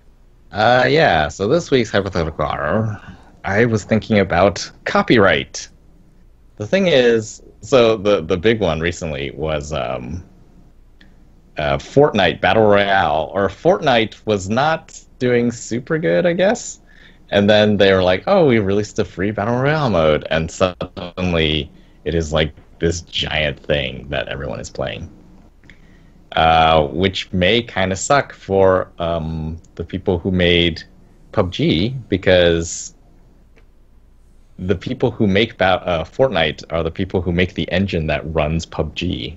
And so it is, in all likelihood, Fortnite is going to run better, which it does currently, anyway. So the question is, well, and the thing is, like, there is no legal protection against something like that, because you can't copyright ideas, I get like game ideas or game mechanics. You can only copyright like how it looks and things like that. And it's far harder. Like we can look at the two games and be like, this one basically copied that one, but legally speaking, it's like a much more difficult argument to make. And so hypothetically, what if copyright did exist for game mechanics? I mean, it kind of does, doesn't it? It does not. Because people can like sue if like a game is too similar to. Yeah, but then when they make the arguments, like you can't just be like, oh, this game for our game has shooting and their game has shooting too, and so we're suing them. Like you can't do that. Seems legit. And so, yeah, like for example, well, we're imagining the world in which there is no copyright. So, for example, or we're imagining the world that does have copyright. So, for example, Red Dead Redemption, right? Open world in the wilderness and stuff. Because Rockstar made it, they own that concept. So Horizon Zero Dawn I just does want to not say Horizon exist would in not this world. exist. Oh no. I would cry because, stabbing robot dinosaurs in the butt. Yeah, it's like, what games exist then, and what games don't exist then? There would be a lot of non-existent games just because like Nintendo had a bunch of stuff as far as like mechanics and gameplay. That would be interesting because that would kind of turn like a lot of series into forced long runners in order to kind of like what Fox was doing with like, or was it or Sony? One of them was doing like the Spider-Man movies, and they were just like, well, let's just make them just for the sake of making them, so we don't lose our thing or whatever. So it'd be like a lot of like series would probably be like just going on forever and ever. So there'll be a lot more like Final Fantasies and Super Mario Brothers out there because like no one else would be able to make them because it's like, well. I mean, as a matter of fact, Pokemon actually wouldn't exist because SMT came out with that concept before they did. So, wow. So it would be a lot. There'd be a lot of weirdness going on with them because there are a lot of series that wouldn't exist anymore. Because yeah, you just have like in general like a lot less variety and uniqueness. I guess. Do you think possibly there would be more uniqueness? Because right now, like you look at a concept at like Gran Turismo, makes that, and another company can just come out and be like, well, we're gonna make Gran Turismo, but not Gran Turismo, and so you make Forza. I mean, only because like. Oh, wouldn't that still technically I wouldn't like necessarily say you'd have more. I think there'd just be like more zany off the wall stuff like Katamari Damacy, where it's like we're gonna make this weird, batshit insane game with the one mechanic because everything else is copyrighted. So roll up a ball, a bunch of crap. There you go. But then there could be no other roll up a ball, bunch of crap games. Exactly. That's why it would come to be that way because all the other cool stuff's taken. So what do I do? Man, because when you think back, you'd have to think about like all of the first of any type of genre, basically. Yeah. And then it's like, well, this game wouldn't exist. This game wouldn't exist. This game wouldn't exist. It wouldn't be like so maybe that's why hybrid genres ended up coming into being. Even though you'd have like a bunch of like weird, unique stuff like Katamari, you wouldn't have like the hybridization like games where it's like more focused and specific as far as like RPG shooters or like anything that's like open world on top of other stuff like open world racing game because you can only have one or stuff like that. That's true. Like So GTA wouldn't Burnout would exist have to be because it's got weird, like yeah. all the things of all the games. It's like, sorry, GTA. Every company in the world is suing you right now because you have literally all of the things on you. Man, that would be. And That it's, would like, really way be the less, like, darkest multiplayer timeline. online games because it's like, well, we got this game that does a thing and it's online, but there can't be any other one. So sorry, everything after Doom. Wait, but they'd be able to like copyright online multiplayer too? Like, would no one else be able to do that? Like, out of the first one? Maybe. So, like- yeah. It's like, what was the first like? Well, I don't. 'cause, The, only, like, the first one yeah, I 'cause- played was like 'cause- SOCOM, but I don't know like, what I was don't like even the think- first actual. Man, because yeah, like in that regard, like, would you even have EverQuest after Ultima, or would Ultima be it?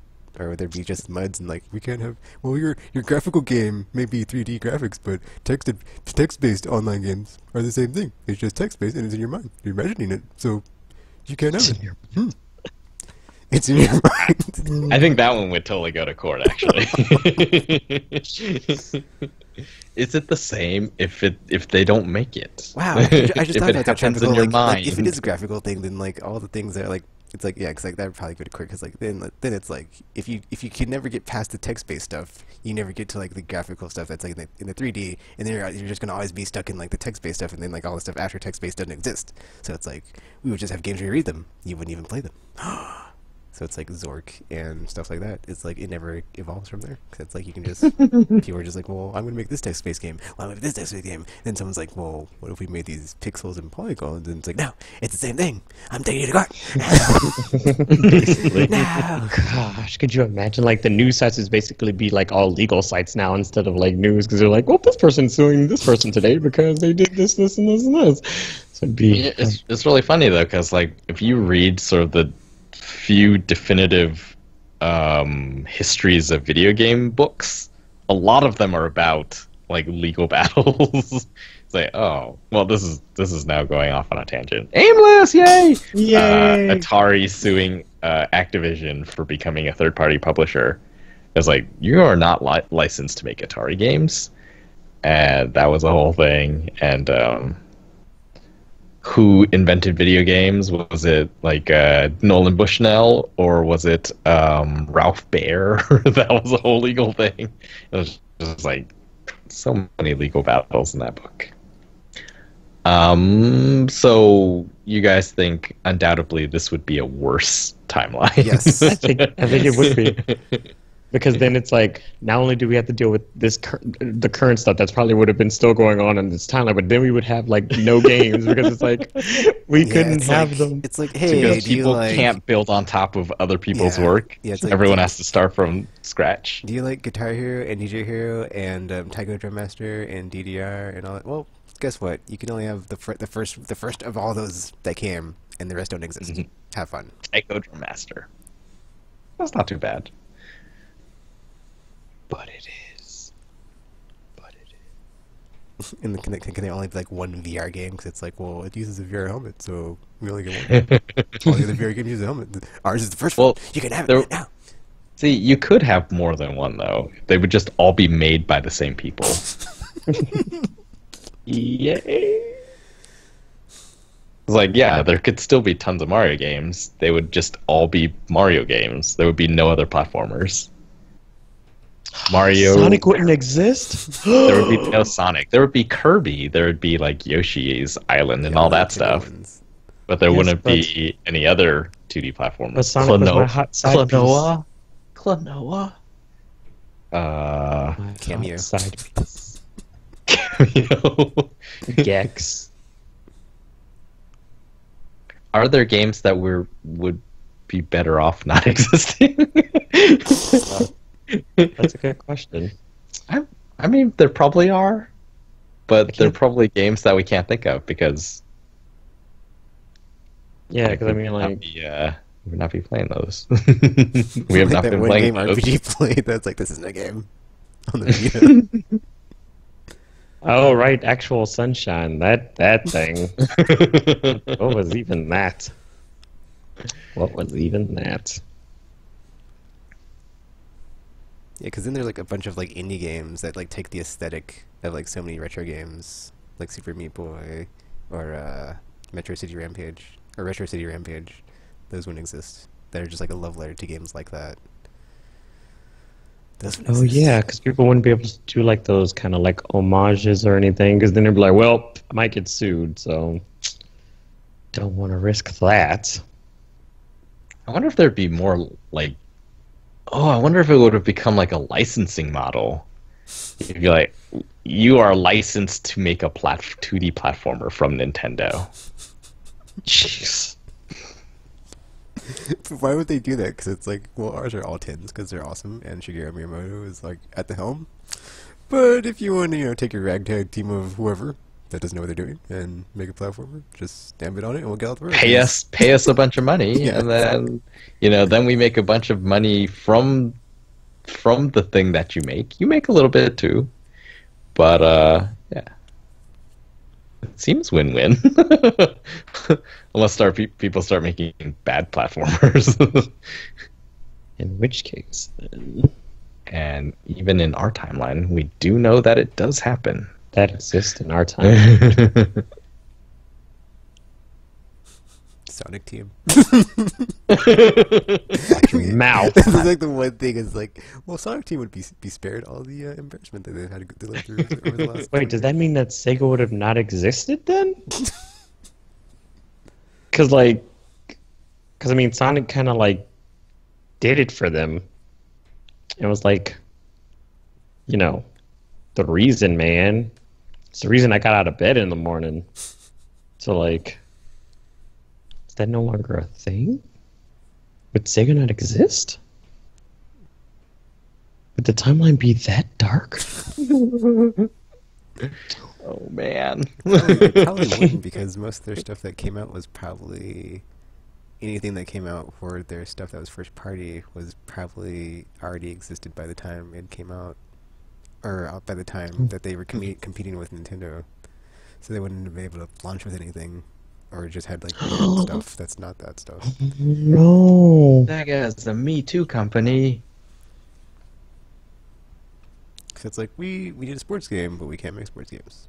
We need a I guess that's we need a true. racing game. We can't make racing game because RC program. Although I and guess other with the racing sports games, at least it might be the type of sports game. Because I mean, they could still, I guess, like I'm have pretty one sure of they each had a type. bunch of like 8-bit, 16-bit, or 8-bit era. Well, even wow, thinking about it, because Atari preceded Nintendo, so it's like, well, what stuff did they make that they couldn't make on Nintendo platform? Yeah. Well, like scrolling platformers were an innovation that did not really exist on previous hardware.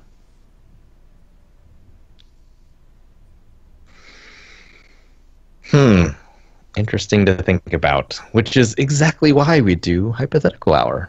It's nerdy enough that it belongs on a game podcast. So is PUBG taking blah blah blah blah blah Unreal to court? Or, Well, I mean, not that we know of publicly. All we know is that they're kind of upset. They're just like, "How dare you!" And How dare I? Epic How is dare just like, I? whatever, dude. That could be like, we didn't make that engine. You wouldn't have your crappy game never like to play anyway. And ours is better anyway, so F off. Wait, what engine does it run in? Unreal Engine. Unreal. But I mean, like, everything uses effing Unreal. So, I mean... That is no longer the case. Everything I like. That's a good point, though. Like, there was a time when, like, everything was in Unreal Engine 3. Yeah. And, like, you didn't see Epic being like, we could do this better. Or, I mean, that's just the game they wanted to make. It's a coincidence. Well, they probably just wouldn't have the time to do all of that, because it's like so many games are using it. It's like, well, if we had to make a better version of all of these games, we would have zero time on our hands, so... I guess the formula of a battle royale game is not really that difficult. Like it's more of a technical challenge. Like how do you get all these people running at a at a playable frame rate, and people aren't always complaining about like getting shot behind corners or around corners and just all this stuff. And so, yeah, I feel like at some point they were making Fortnite, and they're like, people aren't really playing it that much. Well, we do want to add a PvP mode, and there's like, hey, what if instead of, like Team Deathmatch, Capture the Flag type PvP mode, we did that thing that's so popular now with the that's what happened, dude. with the battle and the royale. That's why I think like I'm like that's like why I already have like the preemptive like burnt out on PUBG games. Is like I think Epic just looked at that as like, what's the most popular? Let's just copy it like everybody else does. And then and they did it, and it's a success. Now it's like, well, this is just the start of this roller coaster ride of how it's many like PUBG they're clones are we gonna get? Because I can already feel it.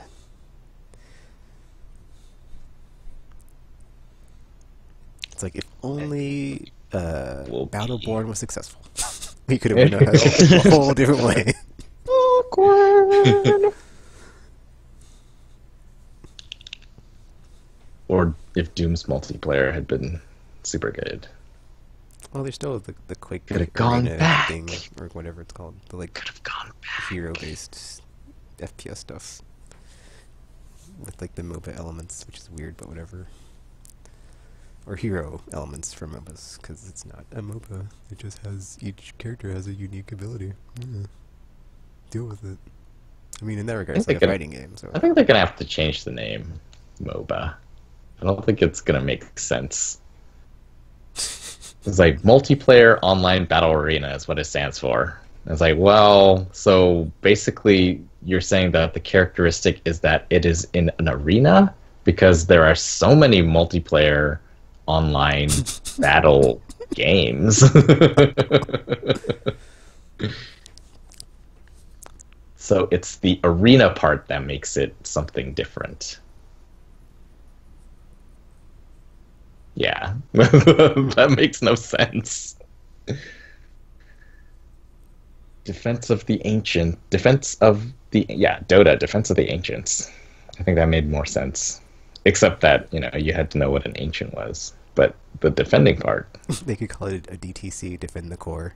Because that's all you do is defend the core. Did you play that new Defend the Core? DTC. Yeah, that seems right. Down to... Oh, wait, that might come out a lot worse.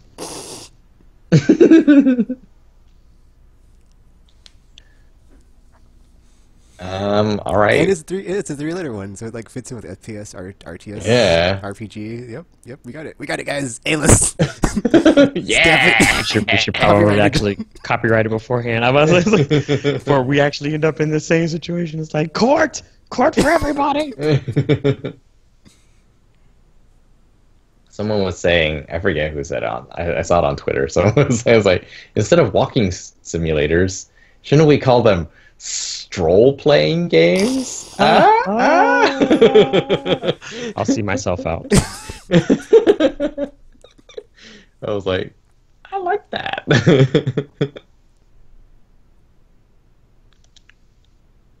Cool. Well, if you like hypothetical hours, we can do more of them. Otherwise, we're still open to submissions for tips, topics inspired by popular songs. Haven't had any of those in a while. Jelly. I don't think you're ready for this jelly.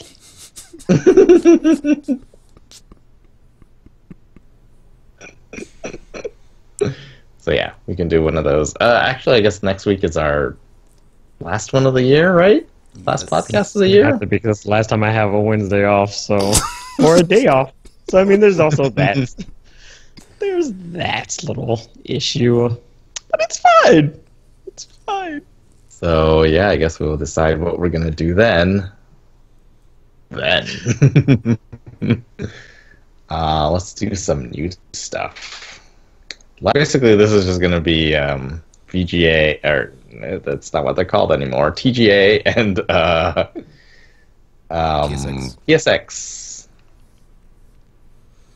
which was super fun. I just want to say, my favorite part was the whole. We're going to reiterate our commitment to single player games. I was like, that's all I needed to hear. And I was like, so that Switch I was thinking about buying, I'll just keep putting it off because PlayStation just whispered in my ear all the things I needed to hear. They're like, we know what you've been through with the Destiny and Destiny 2 Tekken, but we're here for you with Horizon and Last of Us Part 2 and Sony God of War, After and Dark Uncharted, and Uncharted, that Lost Legacy expansion. See, it kind of makes more and more sense that EA is aligned with Microsoft, because like I used to think it was just they were looking at the upcoming console generation. They were thinking, all right, who's gonna sell more units? Like, well, Xbox has done really well, so it's probably gonna be them. And then that's why they chose Xbox to be their sort of primary platform, Xbox One. But now I think about it as like, maybe they're more into like their sort of vision for the future of gaming is closer to what Microsoft is thinking as well. And that's why they did it. Whereas, Sony pouring money into single player games, Like, did you notice? Was it? Oh yeah, it was. It was the show they did. Yeah, it's like even like all the sit down stuff that like when they were with like Andrew House and all them, like those are all single player games. Like Yeah, Games, everyone. that other thingy, Kojima's game, God of War, Detroit. That was just like a fun thing to watch. And it was like funny just like listening to I can't think of the dude. Well, we don't know if Dreams is single player Or though. like the main dude that's like the head of that's funny like he's like the head of marketing agrees with the head of development all the Oh time yeah, now. John Layden. Yeah, that guy. He's like, finish the game, Corey. He's like, oh yeah, listen to these guys all the time they have. No, like they were all talking about how long it took to make those games. That was insane. And we usually think about dev time as like what 3 years Yeah. these days. 7 3 years. So like years. we took 7 years to make Horizon Zero Dawn, was like, and wow. Detroit Becoming Human. It's like it's been 7 years, and it's like God of War is like a 5-year project at this point. You're like, man, like they're pouring tons of money into single player games. So yeah, like that's not just talk. It's actually interesting. Like I think it like actually shows because if you look at the third party stuff where they like try to take 2 years or like maybe like in like the extreme cases of like 1 year, like you can see that like those games aren't really that great Yeah. as far as like games you remember or like you love or you come back to. It's like they're just it's pretty good. Yeah, and you move on to the next one. It is pretty crazy how much. And then yeah, it was that was jarring in a good way. It was like, huh, two companies in the past few days are like it feels like pretty clearly poking at EA. Yeah. Especially if they're like, yeah, we don't need to make game as a service games. We don't need to get in that business. Yeah, and Oh, like damn, Bethesda's shots was fired. very like Shots fired. oh Bethesda. Yeah, after that, I was like, okay, Bethesda, we have not always seen eye to eye, or been on the same page, or really on the same team even. But after that, I think I can come over to the dark side in this particular situation. And we're on the same team now, and I can support you. So I'm glad I picked up Prey on the Black Friday sale, and I'll pick up Dishonored 2, even though I thought the first one was overrated. It's fine. It's fine. It's totally fine. I like to be a stealthy person that can like sneak up and snap next, so it's fine. It's fine. I don't. And the game's cheap now, so I can totally play it and buy it. It's fine. It's great. We're on the same team. Even though I'm not as down with Skyrim like all your crazy fanatic fans, it's fine. It's fine. There's always something you have I can come to, even if it's not those things that people love. Because it's called a hidden gem, okay? Underrated to hidden gem, and that's what Tekken's about. Is he? Unlike Is he those about bloated, overrated Fallout, Skyrim, Morrowind, Ever Scrolls, blah blah blah blah blah games. Yes. I mean, I'll get around to playing them eventually, but they probably won't win me over, just saying. His name was Shepard, and her name was Liara. That's all I'm going to say about that. Embrace eternity. All right, so what do we want to know? Well, we want to know about trailers, right? People watch this for world premieres. Although I gotta say, did you watch the Game Awards? I did not. I saw some of the musical thingies. I watched like the intro where they played like a bunch of the music from the songs. I was like, oh man, that was like the like orchestra thing. That was like, oh, that had me. I was like, man, I want to hear like more Game jams Awards from the band. Jeez. Orchestra. The Game Awards is getting quite good, and it's just so cool. It's like, wow, no one thought that this was going to happen, and it's kind of happening. I think like year over year, it's getting like a lot better. I also saw like all the part where the EA developer like went over the like way over with his spiel. F the Oscars, that part. Oh, the brother Tale of Two Sons guy. Yeah. That was really funny. Or the way out developer. Yeah, the game. That's it. Yep. That was awesome. That's great. And then the part with the dude that proceeded was like, "Oh, let me pull out my credit card to swipe this microtransaction before I can open it." It's like, "Oh, dang! Shots fired! Shots fired again." Not a good year for you. Definitely not good end of year anyway, because it all just piled up. Everyone's piling on now. It's time to learn their lesson. They're the really Microsoft bad of third-party end of video, though, 'cause it's developers. like Visual's closed, no more Star Wars game from Israel. Kind of had to put Mass Effect on hiatus. Had to merge that B Team studio with Motive, and then it's like Battlefront 2. Backlash gates of hell have opened. Yeah, because everybody was just like trying to like back off of that train. They're just like, oh, we would never do something like that. And then it's so crazy because like the week that it happened, it's like every day a story was breaking of like it getting worse, it getting worse, it getting worse, and then like the PR damage control was like, and it's just like Too many. They're like abort, abort. and Press then all the of the headline red of the sales buttons. numbers, it's like, ooh, yeah, about that. Definitely had some impact. Yep. Toxicity. You can smell it from a mile away. All right, so trailers. First one we saw was a World War Z game coming out on PS4, Xbox One, and Steam. Meh. Coming from Saber Interactive. I was like, it looked like what you would expect World War Z if you saw the movie, and even if you did not. It was like lots of zombies and people shooting at them. Yep. So There were not many details. Ah. It was just like, oh, it's World War Z. How do we know?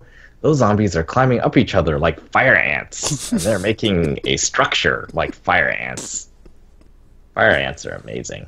I just about to say, you're like Yeah. fire ants talking. It's like, we like fire ants. Like I see that, but Fire ants are amazing. Yeah. Anyway, oh, fire ants, fire ants. fire ants.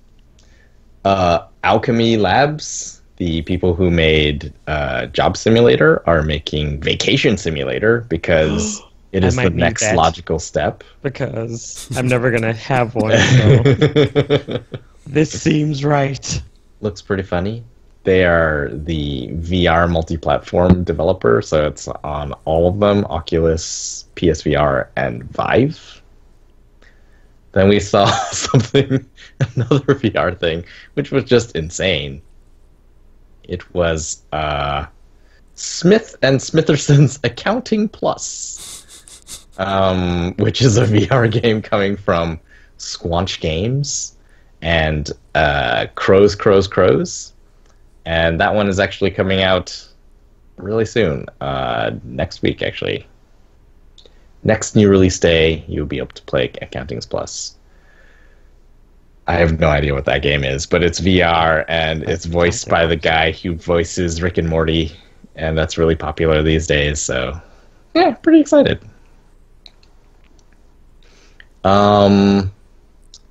Then there was a very brief tease for something coming from Software.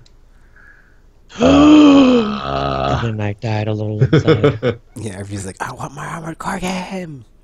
because It they were was like, just, "LOL, you're never gonna get it," and I was like, "Thanks, I hate you all, but I still love you." Don't All ever it leave. said was Shadows Die Twice. We don't know if that's the title. We don't know if that's No, like it's definitely not the title, but just something that they're saying. Shadows Die Twice. it's, Like, oh, it's from Software. good It's to what know. they do. That is all you can say in response to that. So it looked, but it. I mean, a lot of people are guessing that it's a sequel to Bloodborne, which I'm like, yeah.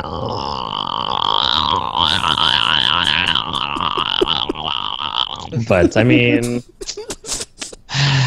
to each his own, I guess. I mean, I'm obviously gonna still buy it, but I mean, not gonna be happy about it because Armored Core and all that. But whatevs, man. Whatevs. It's not who they are anymore. They're just like, hey, we don't care about what the fans want. We're gonna make what we want to make because F your couch. And I was like, I don't think that's what you usually say. That's something Tekken says. And they're like, it's happening. It's happening anyway. Because this is the darkest timeline. It's like, what's happening from Software? What's happening? What is happening? So, yeah. I hope it's not Bloodborne 2, but based on that little teaser with the little thingy winding around the bone-looking thing, it looks like it might be one of those trick weapon kind of things, so it might be Bloodborne 2. It's definitely a Souls type game for sure, though. It has the aesthetic feel of that type of And game. then, unless you're just like, gotcha, it's a fighting game, guys. I didn't see that coming, did you? In the Souls universe. It'll be hilarious if it actually does turn out to be like an Armored Core teaser or something after all of this. Like, I don't know what's happening anymore. I don't know what's happening anymore. Misdirection. Yeah. A fighting game in the Souls universe. God. That would be horrible. It's like, welcome to dark fighting. It's like, Mommy, I don't think I like this fighting game. Dark fighting. It's like players are complaining that they can never complete the story mode due to the fact that the first fight is impossible. It's like we just wanted to make something that was a little bit challenging for the players so they feel more rewarded when they finally complete the game. But maybe we got a little overboard. But suck it up, Buttercup, because we're not changing it. We felt the fighting game trying to need more challenge, so we added fights that you can't actually win at all. Like, they're impossible. Don't even try. Based on what I'm saying, it's like they are literally unwinnable. Like, no matter what you do, you cannot win. It's like, well, that sounds like a Souls game, so it sounds about right.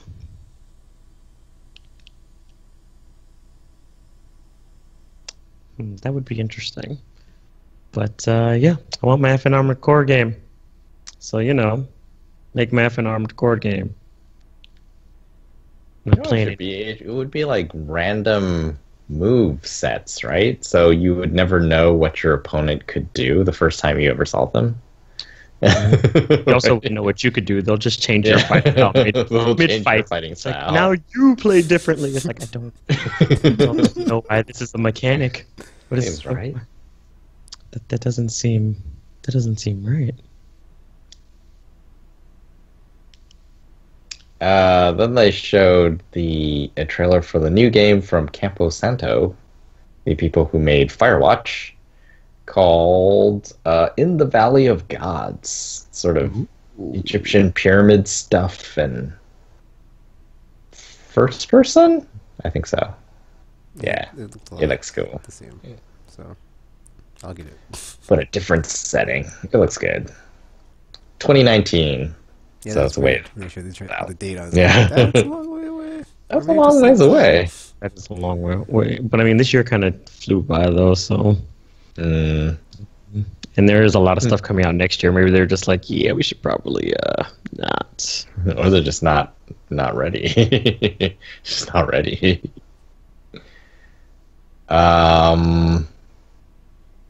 Then Soul Calibur 6 got announced for 2018. It did. PS4, Xbox One, and Steam.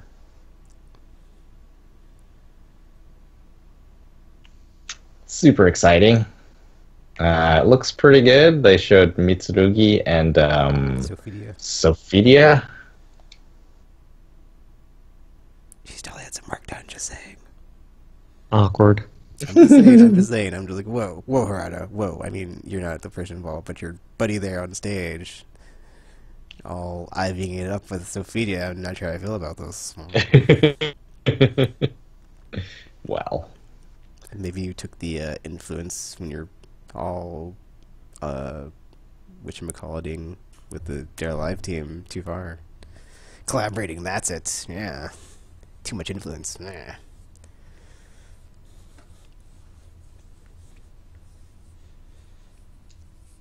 The next one was a game that's come into early access pretty soon called Fade to Silence.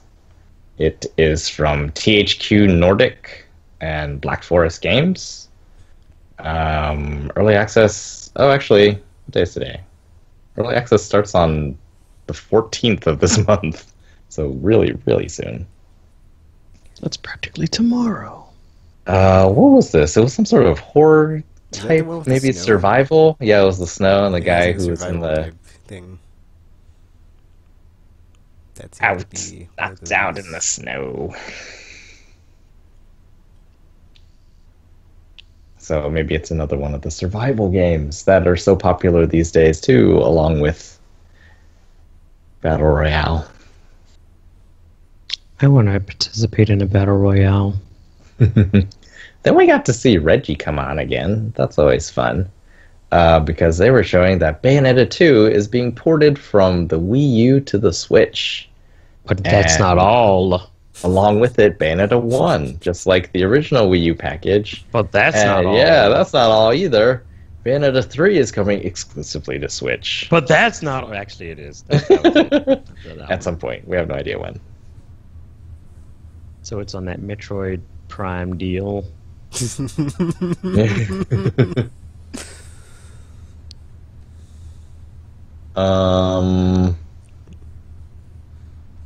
don't know what this... I can't remember what this one was. It's like Witchfire from the Astronauts. Oh, that was a first person. It had like the...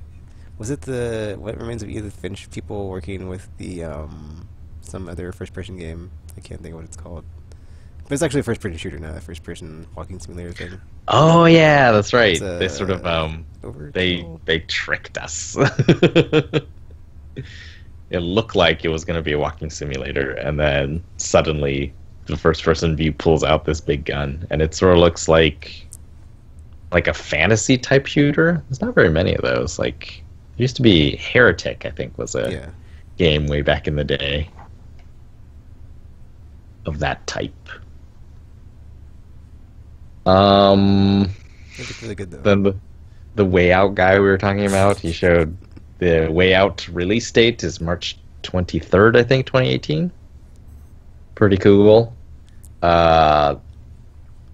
Dreams is coming out in 2018. We got to see the first trailer of that in a very long while. Apparently that game has a story campaign that's like 3 stories interwoven into each other, and it's like one guy's dreams maybe, and basically it's to show you what's possible so that you are inspired to do. I am already inspired to do things in that game. That game looks amazing. I'm inspired to do things to myself after seeing it. Aimless after dark.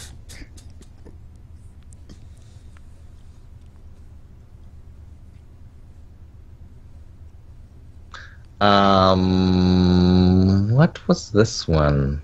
Also can't remember. GTFO from 10 that Chambers. one, dude. That one is like a Left 4 Dead game I've been waiting for, because it's 4-player co-op in like I mean, you're not in the dark, but you're in like these weird places with like weird thingies trying to kill you. It's team based, like Left 4 Dead was back in the day. And we're finally gonna get something on that level, finally, after such a long time. It looks super creepy, and there's a bunch of weird creatures and stuff, like a giant tentacle at the end that get you. So.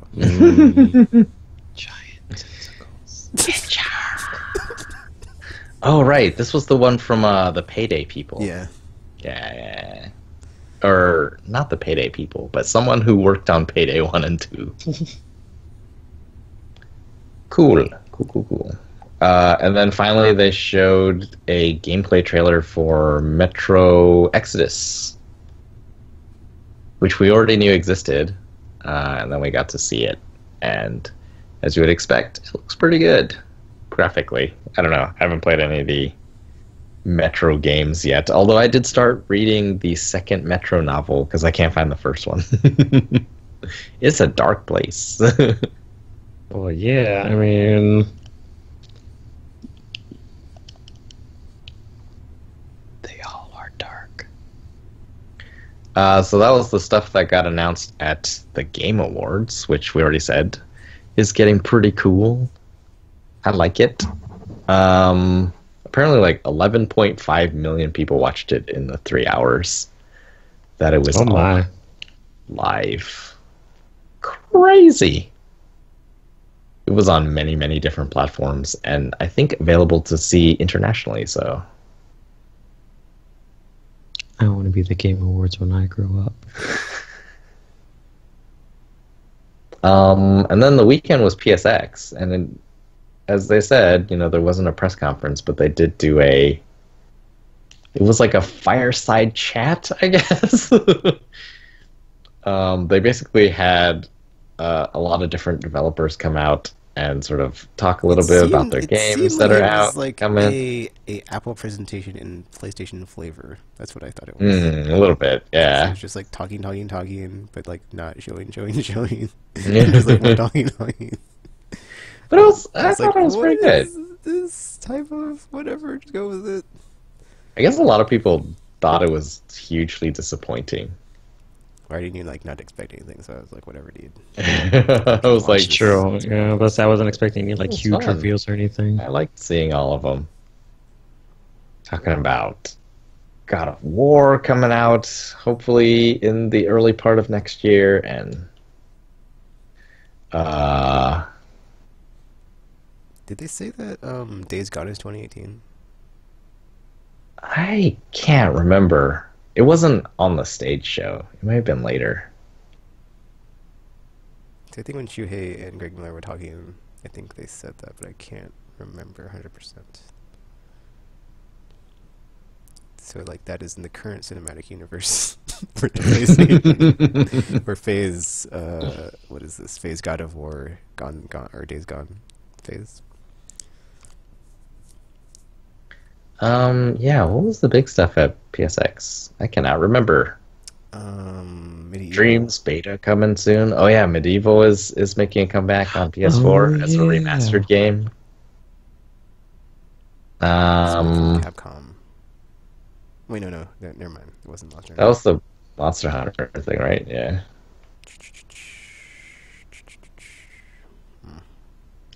I mean, they showed the new Death Stranding, but they showed it at Game Awards too. Yep. It's still nobody knows what it That is. trailer was. That trailer was really cool. There was like babies detecting I was just, like, aliens blown or away just in because I was people's like, I still have mouths, no idea or what this game is. I was like watching the whole time, like pretty sure there were drugs involved. Like, I am, very much enjoying all these trailers. I don't know what's happening.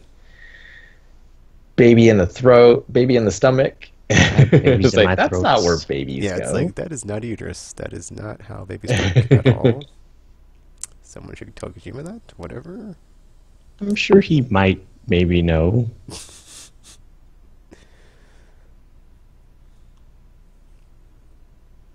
They did a live demo of Detroit with audience participation. I didn't watch that part. I skipped past it because I was watching a stream archive.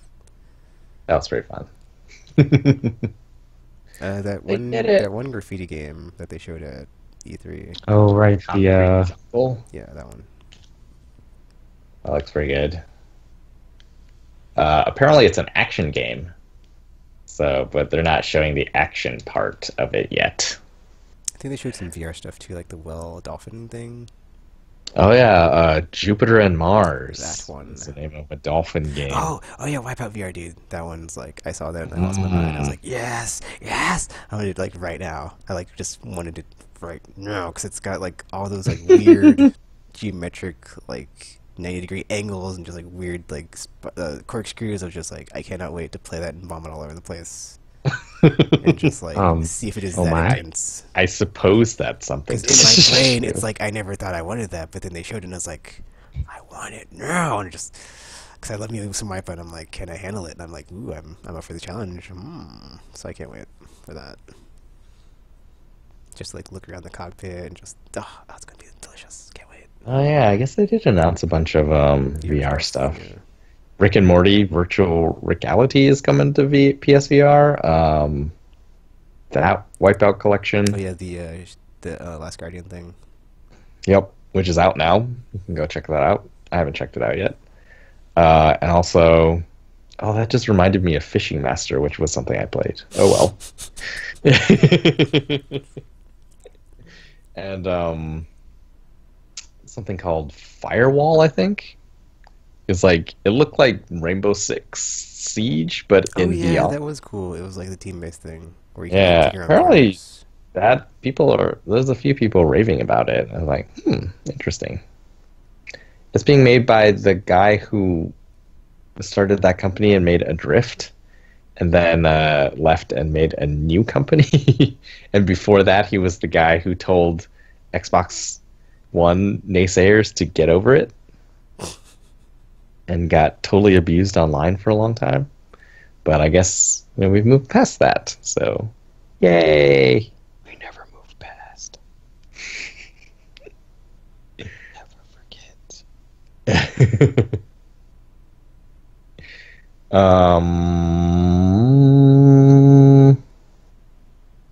I'm blanking on PSX. I just knew it was. I thought it was really cool, and I was like, oh, I wish I had gone. And Capcom Cup was really cool. The ending was just like very dramatic. First time that's a player from the Dominican Republic won Capcom Cup. $250,000 was the prize. That's a lot of money. They gave him a big check. It was funny. Yeah. We'll also add a Capcom Cup Street Fighter 30th anniversary. Oh, cannot wait. That was delicious. You can't wait. It's really funny. It's kind of weird though because it's just a 2D game. So I've always wanted to play like the weird EX 3D stuff, and I've never got the chance to. So, still waiting. They haven't released those again, have they? Nope. They've not. Oh, but the guy who made those is making a game. I think the beta is up for download now. It's like Fighter EX or something like that. Yep. Some of the characters from those games are in there.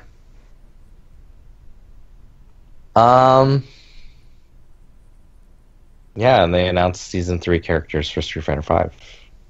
Sakura, Sagat, someone named G,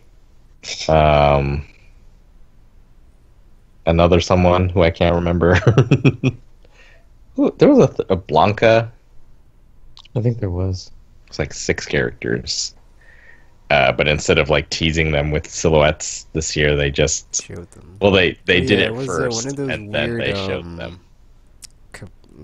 What are like the evil Cammy ladies? One of those people. Oh, really? One of those? The Cammy I ladies. can't remember what their names are. They're like the Shadowloo weird clones of Cammy. Yeah. Falke. That's it. The Cams. Oh, and Cody. Oh, yes. And also Cody. A lot of returning characters. I think it's very exciting. The Cams. Don't know if I'll ever have them available, but you will one day if you believe. Unless I spend money. You do like to do that, though. I've held off on a lot of these. Like, I feel, with Paragon, some of the skins, like, ooh, I do want that. Do I give them money? I mean, I have played a lot, but give it to them. This is also, the deal that we made. I never have to give money. So, do I? And yeah. Okay, well, I'm on PlayStation's YouTube page. I cheated, so I'm looking stuff up.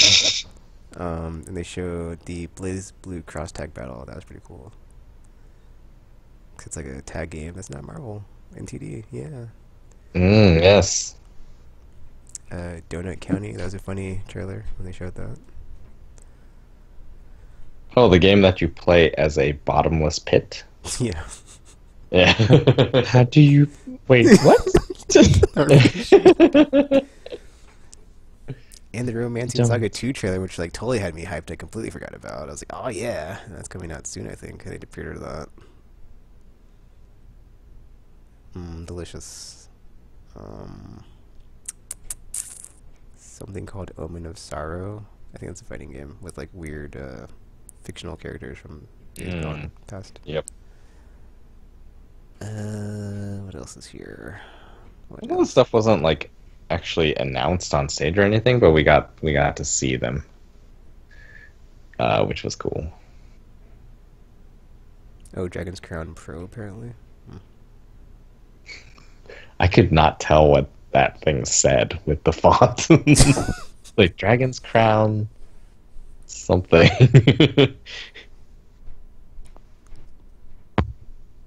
think that might be it. I mean, there's other stuff on here, but it's like not stuff I remember seeing, so... Anyway, it's it was probably neat. the montage. It feels like PlayStation going into next year. is Dude, still it's gonna be like it is pretty. like I'm not gonna say it is like the second coming we predicted like way long ago, but it is like near close because they're at 70 million units already. So it's like they're Yeah. leaving not so much Nintendo, but Microsoft in the effing dust. It's over. This shit is over Yeah, the apparently Switch sold 10 million units in 9 this year, months. and it came out this year, so Yeah, not even a full year. pretty insane. I mean, I'm That just saying, like, if they would just like remaster slash remake slash a lot of stuff that was in PS3 era, PS2 era, just if anybody's listening and watching, Capcom's already like cotton on. That's kind of the thing to do. Just, since you're gonna just abandon your IP anyway, you might as well just give us the fun stuff that we liked and make it awesome, like the Devil May Cry HD collection that's coming. So yeah. Devil May Cry, which means we might be getting that fifth game. ooh, But it might not be as good as DMC. Yes, I was about to say, but is it Ninja Theory? oh man, did you see his hair? You really didn't see his hair. I can't remember his name. It's like T. The public face of Ninja Theory. Oh, Tomonobu Itagaki. No, that's Ninja. Oh, that's That's Team Ninja, That's Team Ninja. and it's not There's too many him ninjas anymore. going on in this industry. I don't know who Ninja Theory's person is.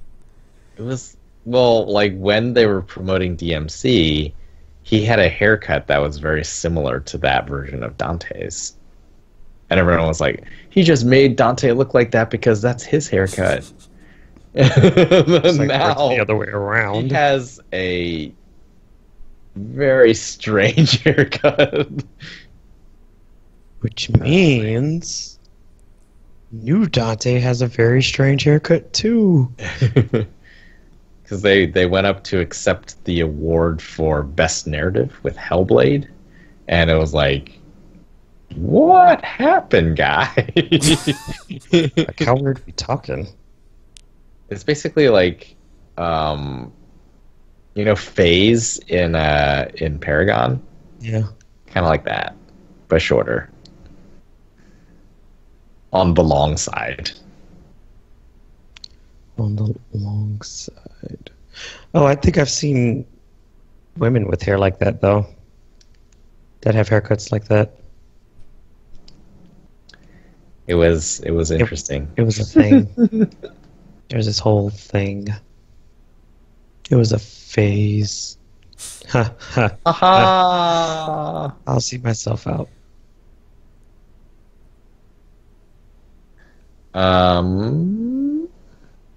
Why is this game called Paragon anyway? I don't really know. It is a mystery. Yeah. Well, anyway, that is the news I had. Do you have more news? I do not. Did you see anything this week? I saw like PUBG doesn't work that well on Xbox One. What does? Ha ha! Shots fired. Well, it was kind of the thing that like everyone was worried about with PS4 Pro. They were thinking, "Oh no, so you're gonna sell us another PS4, and now all PS4 games will run like crap, and you'll like force us to buy the Pro that way." And that is not exactly what happened. And like with PUBG, it is significantly well, like it doesn't run well either way, but it's like worse on base hardware. It's like, yeah, because you have the most powerful system shackled to the least powerful system, so I don't know what you're gonna do. And like frame rate is gonna matter in a online game like PUBG. So 1x people are. And we have no idea what the final is going to be. This is like early access or like game preview, I think is what they call it. But yeah, so far, not pretty. Oh, also, it's not pretty on Xbox One.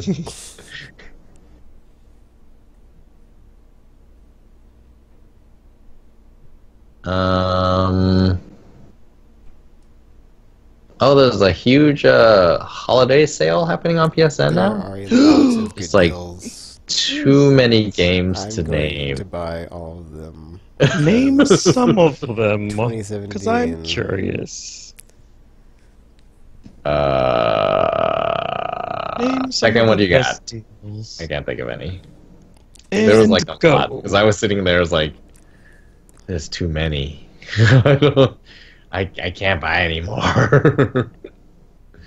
I think the one I was looking at was like Archangel, the VR game, is on sale, and I was like, "Oh, I didn't get that when it came out because it costs a lot." And then,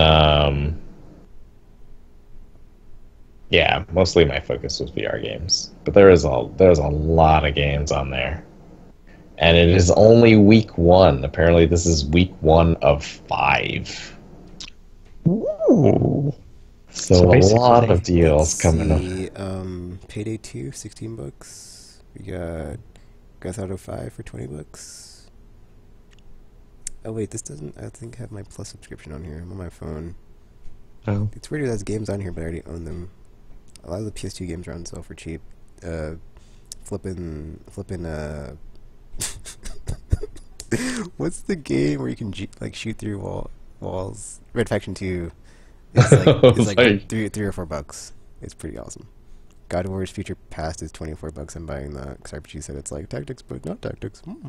It is. Well, I mean, because the setting's obviously different, but it's a cool little. Because like you can customize the classes and stuff later on in the game and everything. But it's a cool little turn-based strategy game. The Hitman Game of the Year edition, both the like extra chapter and like the full version are both pretty cheap. Mountain Blade. I don't know what that game is, but it's super cheap. Yeah, this doesn't have my plus discounts. It's like I'm gonna buy it anyway. So some of these are like cheaper than I'm seeing them. Like Rhyme is I think $18, but it shows up as $21 on here. Oh wow, I'm on my phone. It has like the PS1 stuff that's on sale, I guess too, for like the PS1 classics. Apparently, Suikoden 2 is on sale if you haven't bought it still. And why haven't you bought it yet? Just saying. Well, I already had the hard copies of the Suikoden games, so I'll have to. Assassin's Creed Ezio Collection is $20. Batman Arkham Knight is $9. Tekken's favorite Arkham. Shut up.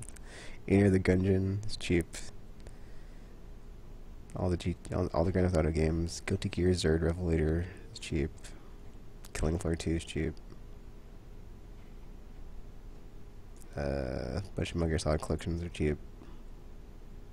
Even the definitive version. With all of them, a bunch of the newer Shippuden games are cheap. I'm gonna get those because I've been like, man, they look so delicious. But I only played the demo of that one time, so I can finally get them. Ultimate March Capcom 3, cheap. If you haven't got it yet, and you're locked out of the DLC from last gen, that's not in the store anymore. Oh, Abzu, which is a masterpiece, cheap. Well, that one's free though for PlayStation Plus, so. It was, right? Maybe you forgot Yeah. you did. Not this year. Well, why did you forget? Well, stuff happens. I forgot to get Killing Floor 2 that month. Tisk. It has not dropped down to below $10. Which I guess is a good thing. Because then you'd end up buying it and then you don't need it. There's nobody playing. And also there's nobody playing. Because it's not free anymore. So why would we care? I only play games while they're free. Okay, but geez, I should say. Don't judge me. Judge me. This is so weird because it has PS3 stuff on here too, so all the Borderlands games, if you haven't played them, are cheap. Carmageddon, the new one's cheap. Symphony of the Night's cheap if you haven't picked that up yet. On the PS1 classics.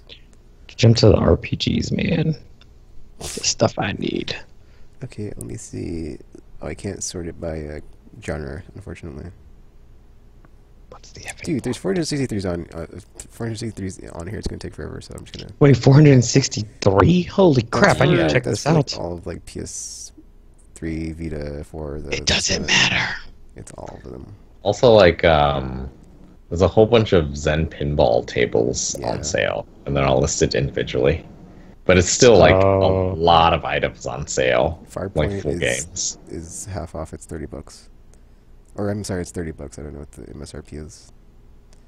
Fury is on sale. It's an awesome game if you haven't played it. Is that FURI Fury. It's a oh that one? that one. The one that was free, and I was like, well, I can never play this game again because my reflexes are terrible.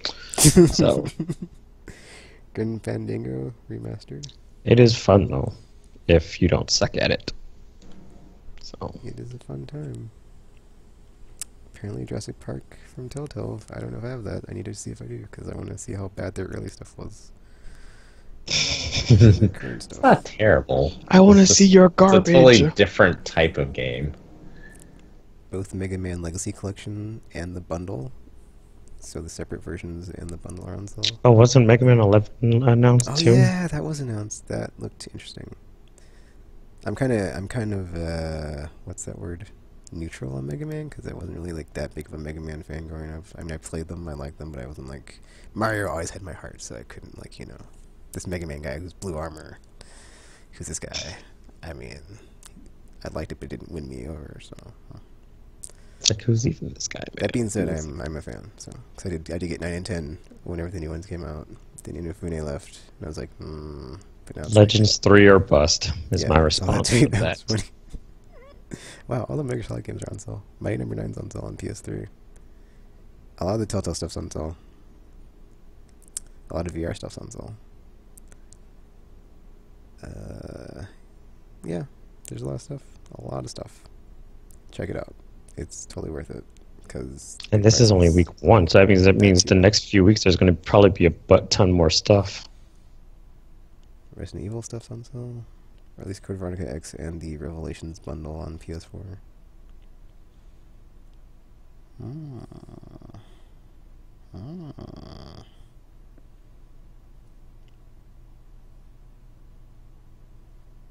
Oh, Street Fighter 5 season passes are on, season character passes are on, so if you want to just spend real money and not fight money that you get for free in the game. Fight money. Which appears to be an endless grind. But who knows? Maybe it's not endless. Wow, a lot of the Telltale stuff is on sale for sure. So you should totally check that stuff out. Oh yeah, Transformers Fall of Cybertron is like $10. I'm probably gonna pick it up on PS4 finally. Even That's one of the 3D ones, right? Mm-hmm. Where you can turn into cars and turn into spaceships and turn into Starscream. That is, in my opinion, the best one. I like Starscream. Virginia Wipeout Mega Collection. Man. There's man. That's good to know. I need to check that out then. XCOM, I think all of them. Except for the expansion. Oh, that was the one I would have had to buy. I was like, 'cause I already had the game. Dot. Yeah. Damn, there's a ton of crap on here. Yeah. Even the Arkham. Oh, never mind. It's just Oh no, that does have both of them. Return to Arkham. So yeah, all the Yep. Arkham games. If you want some Batman in your life. Okay, I'm done. I'm gonna close my thingy because I think it's like $10, right? it's pretty effing cheap. Dude. Return to Arkham. Yeah. It's totally worth it too because it's basically the same game, just prettier.